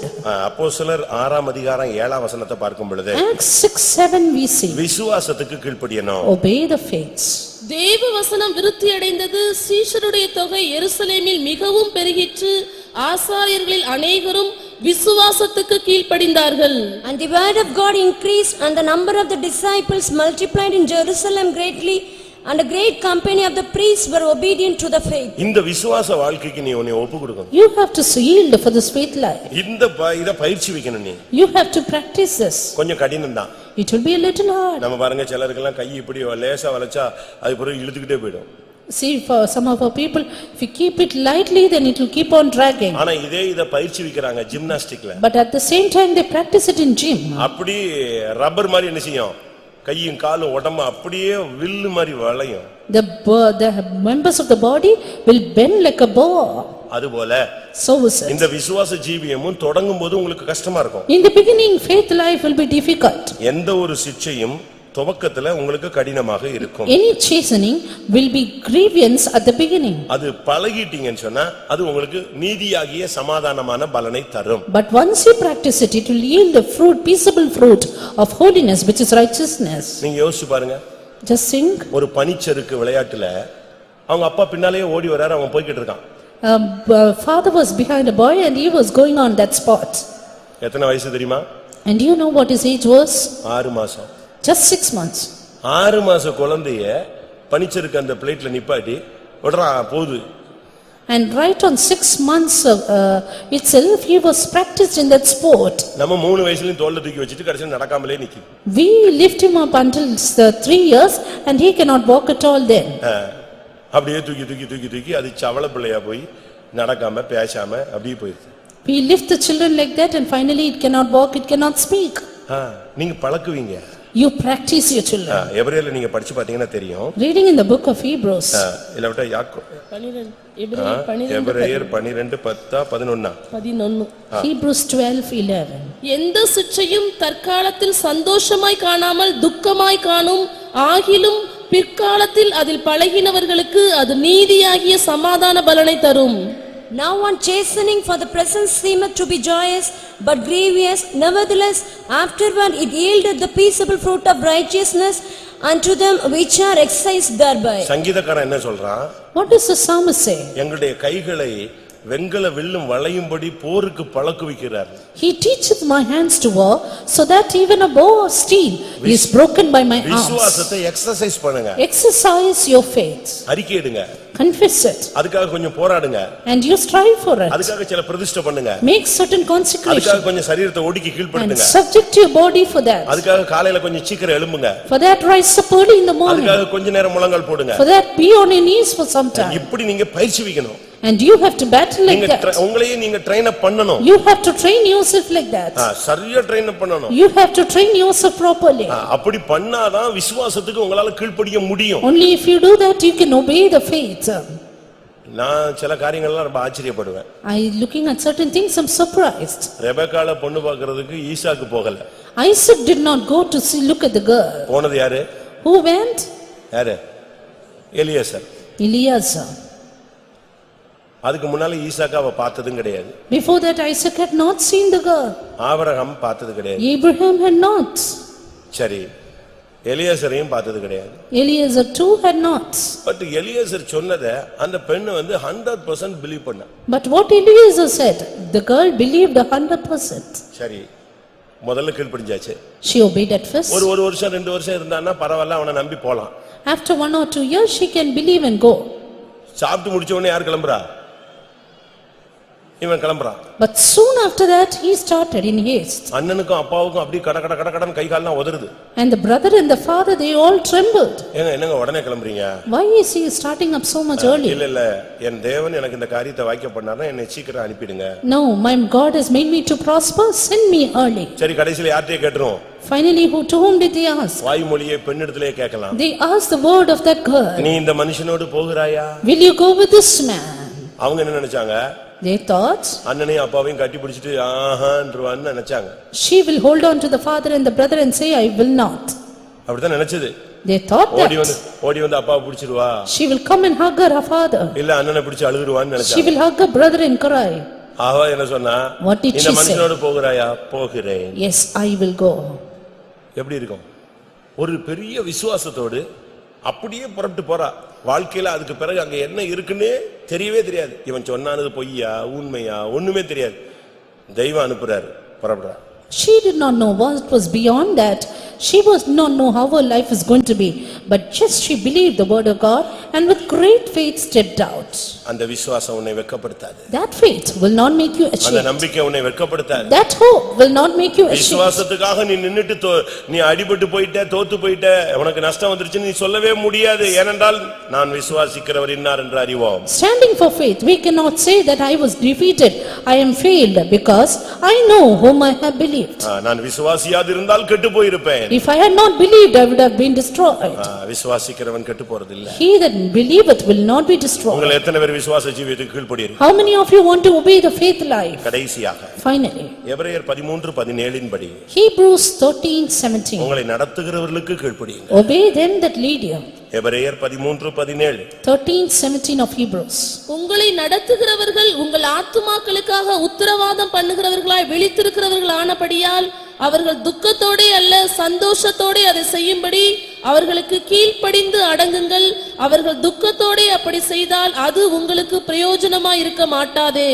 Obey them that have the rule over you and submit yourselves, for they watch for your souls as they that must give account, that they may do it with joy and not with grief, for that is unprofitable for you. உங்களை நடத்துகிறவர்களுக்கு கீழ்ப்படியுங்கள். Obey them that lead you. நடத்திப்புக்காரங்களுக்கு கீழ்ப்படிஞ்சு பழகுங்க.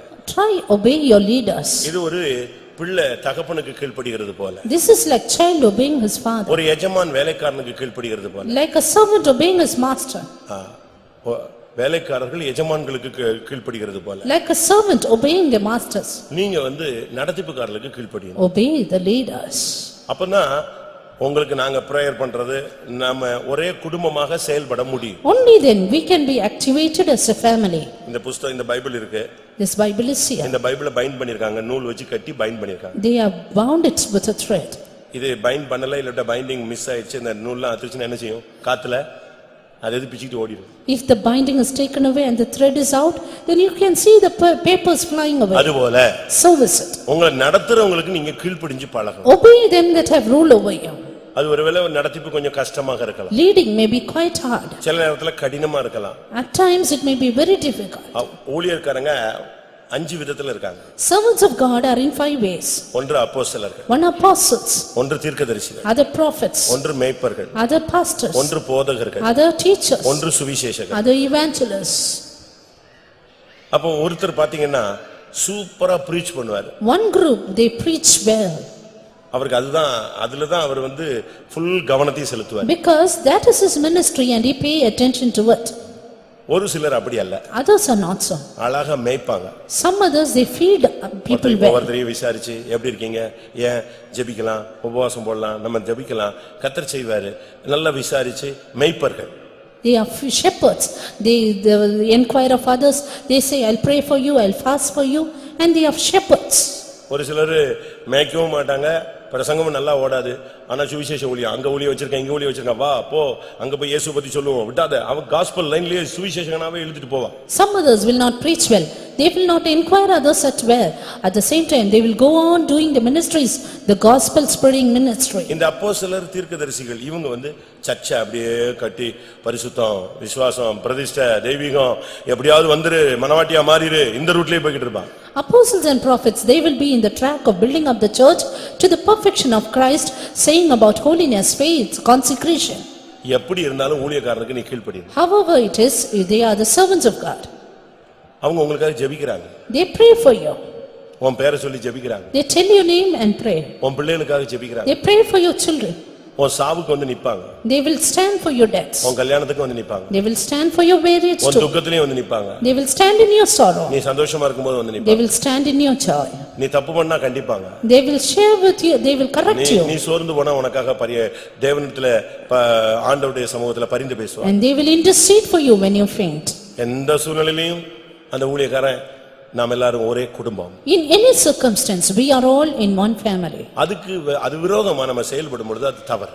When we work against it, that is wrong. அவர்கள் துக்கத்தோடு ஏதாவது பண்ணிட்டானா அது உனக்கு நலமாய் இருக்காது. If they do it with grief, it will not be for your good.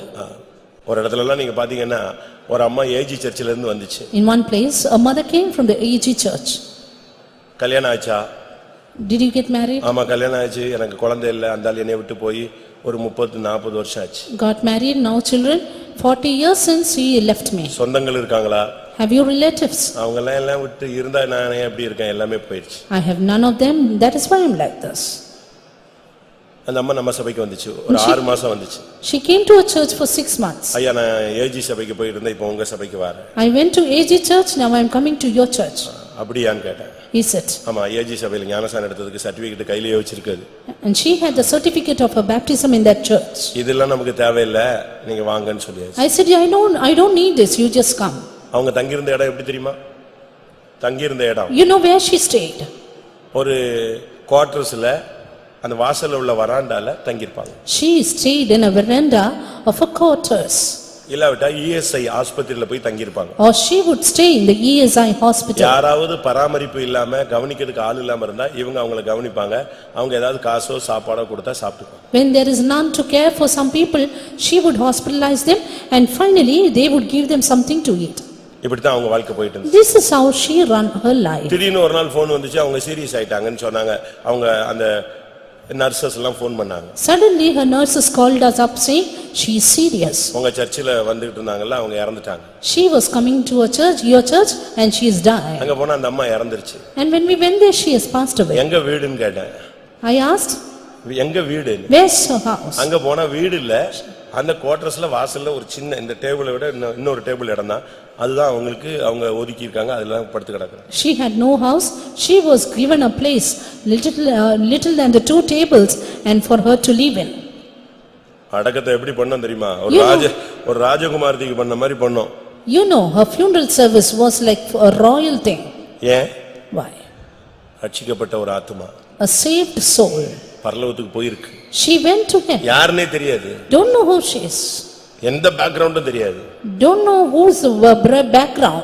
நாங்க பண்ண அடக்கத்தை பார்த்துட்டு அந்த குவார்டர்ஸ்ல உள்ள நர்சஸ் எல்லாம் பார்த்து, என்னப்பா இது, இவ்வளவு நாள் அனாதை மாதிரி கிடந்துச்சு, இன்னைக்கு பார்த்தா இவ்வளவு பேர் வந்திருக்காங்க. யாருக்குமே அவங்க யாருன்னு தெரியாது. வந்த யாருக்குமே அவங்க யாருன்னே தெரியாது. Looking at her funeral service, they were surprised seeing she was an orphan till this day. But so many people for the funeral service, all those who came for the service did not know who she was. அன்னைக்கு பார்த்து சரியான மழை. But that day was a rainy day. கொட்டுது. A heavy rain. அந்த ஆளுங்க எல்லாம் தடுமாறுறாங்க அடக்கராணிக்கு வர்றதுக்கு. The people were just stumbling to come for the service. நான் கூட வந்தவங்களும் மொத்தமா தூக்கி கிளப்பி அந்த புயல் மலைக்குள்ள போய் அவங்களுக்கு கிராண்ட் அடக்கம் பண்ணோம். I and all the people with me, we went in through the storm and had a grand funeral service. நம்ம எல்லாரும் ஒரே இரத்தத்துல இணைக்கப்பட்டவர்கள். Because we are all knit with the same blood. ஒரே சரீரமாக மாற்றப்பட்டவர்கள். We are all made into one body. ஒரே ஆவியினால் தாகம் தீர்க்கப்பட்டவர்கள். We are all quenched by the same spirit. ஒரு தாய் இறந்துட்டாங்க. One mother died. அவங்க வீட்டுக்கு போய் பாடியை க்ளீன் பண்ண போகணும். We had to go to a house to clean the body. இடுப்பு அளவு சாக்கடை தண்ணி. And it was full of gutter on the way. அவங்க அப்படிதான் வீடு கட்டி இருக்காங்க பாவம். And that was her house, poor one. அதுக்குள்ள போய் தான் சிஸ்டர்ஸ் அவங்களை குளிப்பாட்டி ரெடி பண்ணி வச்சாங்க. And sisters went in through the gutter and made her ready. பாடிக்கு ஐஸ் வைக்கிறதுக்கு நானும் பசங்களும் ஃபுல்லா இடுப்பு அளவு தண்ணிக்குள்ள போறோம். To keep the ice for the body, I and the boys, we were going through the gutter water. கரண்டே கிடையாது. No current at all. அந்த வீட்டுக்குள்ள உட்கார்ந்து அதுக்கு ஒரு பாட்டு பாடி. We went into that house, sang songs. பையன் வந்தான். Her boy came. வேலை பார்க்கறான். He was working in railways. வந்தான், இறந்துட்டாங்களா? And is she dead? He asked. சரி, எதுக்கு நாளைக்கு அடக்கம், இன்னைக்கே பண்ணலாமே. Why tomorrow funeral service? We'll do it today. எனக்கு சர்றன்னு ஏறி போச்சு. I got terribly angry. செத்து போயிட்ட பிறகு வந்துட்டு இவன் கதை சொல்றான். After death the son came and he is telling the story. வெள்ளிக்கிழமை நைட் மிட்நைட் இறந்திருக்காங்க. She died in Friday night. Night எல்லாம் கடந்து நாங்க பாட்டு பாடி குளிப்பாட்டி அந்த சாக்கடை தண்ணிக்குள்ள நீச்சல் அடிச்ச மாதிரி போய் எல்லாம் பண்ணி வச்சா இவன் சனிக்கிழமை காலைல வந்துட்டு எதுக்கு சும்மா வச்சுக்கிட்டு சாயங்காலமே அடக்கம் பண்ணலாமே அப்படின்னா. Through the gutter we went into dresser to keep the freezer and all things like that. அது பழைய விசுவாசி. But that was a bold believer and the son is coming, you could have buried her. எனக்கு சூடு ஏறி போச்சு. I was hot. நீ வந்து பாத்துட்டு இல்ல. You came and saw. உன் கடமை முடிஞ்சது இல்ல. Your duty is over. போயிட்டே இரு. You leave. நான் என் விசுவாசியை எப்படி அடக்கம் பண்ணனும் எனக்கு தெரியும். I know how. நீ போற இருந்தா கிளம்பு. I and my believers know how to bury her and you can leave if you want. அவன் பேசாம இருந்தான். He was silent. அடுத்த நாள் சண்டே சர்வீஸ் முடிச்சு Next day after the Sunday மொத்த service, சர்ச்சை அப்படியே உட்கார வச்சு we asked the whole church to sit there. பாடியை கொண்டு வந்தோம். We took the body and brought it. அந்த சாக்கடைக்குள்ள இறங்கி தூக்கி பெட்டியை தூக்கிட்டு வந்து ஆம்புலன்ஸ் போட்டு சைரன் போட்டு சும்மா இந்த மினிஸ்டர் கொண்டு வந்த மாதிரி கொண்டு வந்தோடனே இந்த பையன் அப்படியே ரயில்வேல வேலை பார்க்கறான். அவன் மனைவின்னு பின்னாலேயே போய்கிட்டு இருக்கான். அந்த ஆகாப் டீம் இவன். Through the gutter we brought in the body in the ambulance and it was a royal thing and he was just staring at all of it and he was behind his wife. புரிஞ்சுதா உங்களுக்கு? Did you understand? இந்த Ahab தன்னுடைய மனைவியாகிய எசபேல்ட்ட தன்னை விட்டு போட்டான்னு Bible சொல்லுது. As Ahab, he sold himself to his wife Jezebel. வந்தானா பார்த்தாச்சா அடக்கம் பண்ண வேண்டியதானங்கறான். He saw it and he is saying you could have buried her. இவனை பெத்ததுக்கு வேற என்னத்தையாவது பெத்திருக்கலாம். And rather than begetting him, she could have beget someone else. பேசாம உட்கார்ந்திருந்தான். He was silently sitting there. நான் கொண்டு வந்தேன். I brought the body. Pastor கொண்டு வந்தேன். Called pastor. அருமையான ஒரு ஆராதனை. And beautiful service was conducted. சர்ச்சில இருந்து பிரதர்ஸ் இறக்குனாய், சிஸ்டர்ஸ் இறக்குனாய். And even so many brothers and sisters came up. சும்மா சர்ச்சில வச்சு அருமையான சர்வீஸ். அவன் அப்படியே பார்த்து மிரண்டு போயிட்டான். A beautiful service in the church and he trembled at it. திருப்பி தூக்கிட்டு போய் அடக்கம் பண்ணோம். After that we went to bury her. கல்லறையில நான் பிரசங்கம் பண்ணேன். அவன் கேட்டிருந்தானா நல்லவனா இருந்தா செத்துருப்பான் இன்னைக்கு. And in the cemetery I gave the sermon. Had he heard it, he would have died. சூடு சொரணை அவனுக்கு இருந்துச்சுன்னா நான் பண்ண பிரசங்கத்துக்கு ஒரே பிரசங்கத்துல அவன் செத்து சுண்ணாம்பா இருப்பான். Had he had some feeling, then he would have died at my sermon. அவன் அப்படியே ஒதுங்கி நின்னுட்டு எஸ்கேப் ஆயிட்டான். But he stood somewhere else and escaped. அந்த அடக்காரவனை பார்த்துட்டு அவங்க சொந்தக்காரங்க எல்லாம் சொன்னாங்க, ஐயா நாங்க செத்தா எங்களுக்கு இப்படி பண்ணுவீங்களா? His relatives also said, if we die, will you do this for us? இந்த குடும்பத்துல சேரு, You நான் come and பண்றேன். join our family, we will do it. இது ஒரு பரலோக குடும்பம். This is a heavenly family. இதுல நடத்துறவங்களுக்கு நீங்க கீழ்ப்படியணும். Obey your leaders. நாங்க என்ன பெரிய சுமப்பதுக்கரிய பாரத்தை அவங்க தள்ள தூக்கி வச்சிரோம். Are we giving you so much of burden which you cannot bear? No. வசனத்தின்படி வாழு. Live according to the word. என்ன சொல்லித் தரோம்? What do we teach you? பாவம் செய்யாதன்னு சொல்றோம். Do not sin. காலையில 4 மணிக்கு எந்திரிச்சு ஜெபம் பண்ணுன்னு சொல்றோம். Rise up early and pray. ஆண்டவரோட க்ளோஸ் ரிலேஷன்ஷிப் வச்சுக்கோன்னு சொல்றோம். Get a close relationship with God. உன் சரீரத்தை பாவத்துக்கு இடம் கொடுத்துறாதன்னு சொல்றோம். Don't give place to sin in your body. எக்காலம் துணிக்கும்போது நீ பறக்கணும்னு சொல்லித் தரோம். You have to fly when the trumpet sounds. வேற என்ன சொல்லித் தர போறோம்? What else do we teach? எல்லாரும் கண்களை மூடுவோம். Close your eyes. இன்னைக்கு கீழ்ப்படிதலில் உன்னுடைய பரிசுத்தம் துவங்குகிறது. Today, how is your holiness in obedience? இன்னைக்கு கீழ்ப்படிதலுக்கு நீங்க உங்களை ஒப்புக்கொடுங்க, உங்க வாழ்க்கை செழிப்பாய் மாறும். Surrender for obedience and your life will flourish. எல்லாரும் கண்களை மூடுவோம். Close your eyes.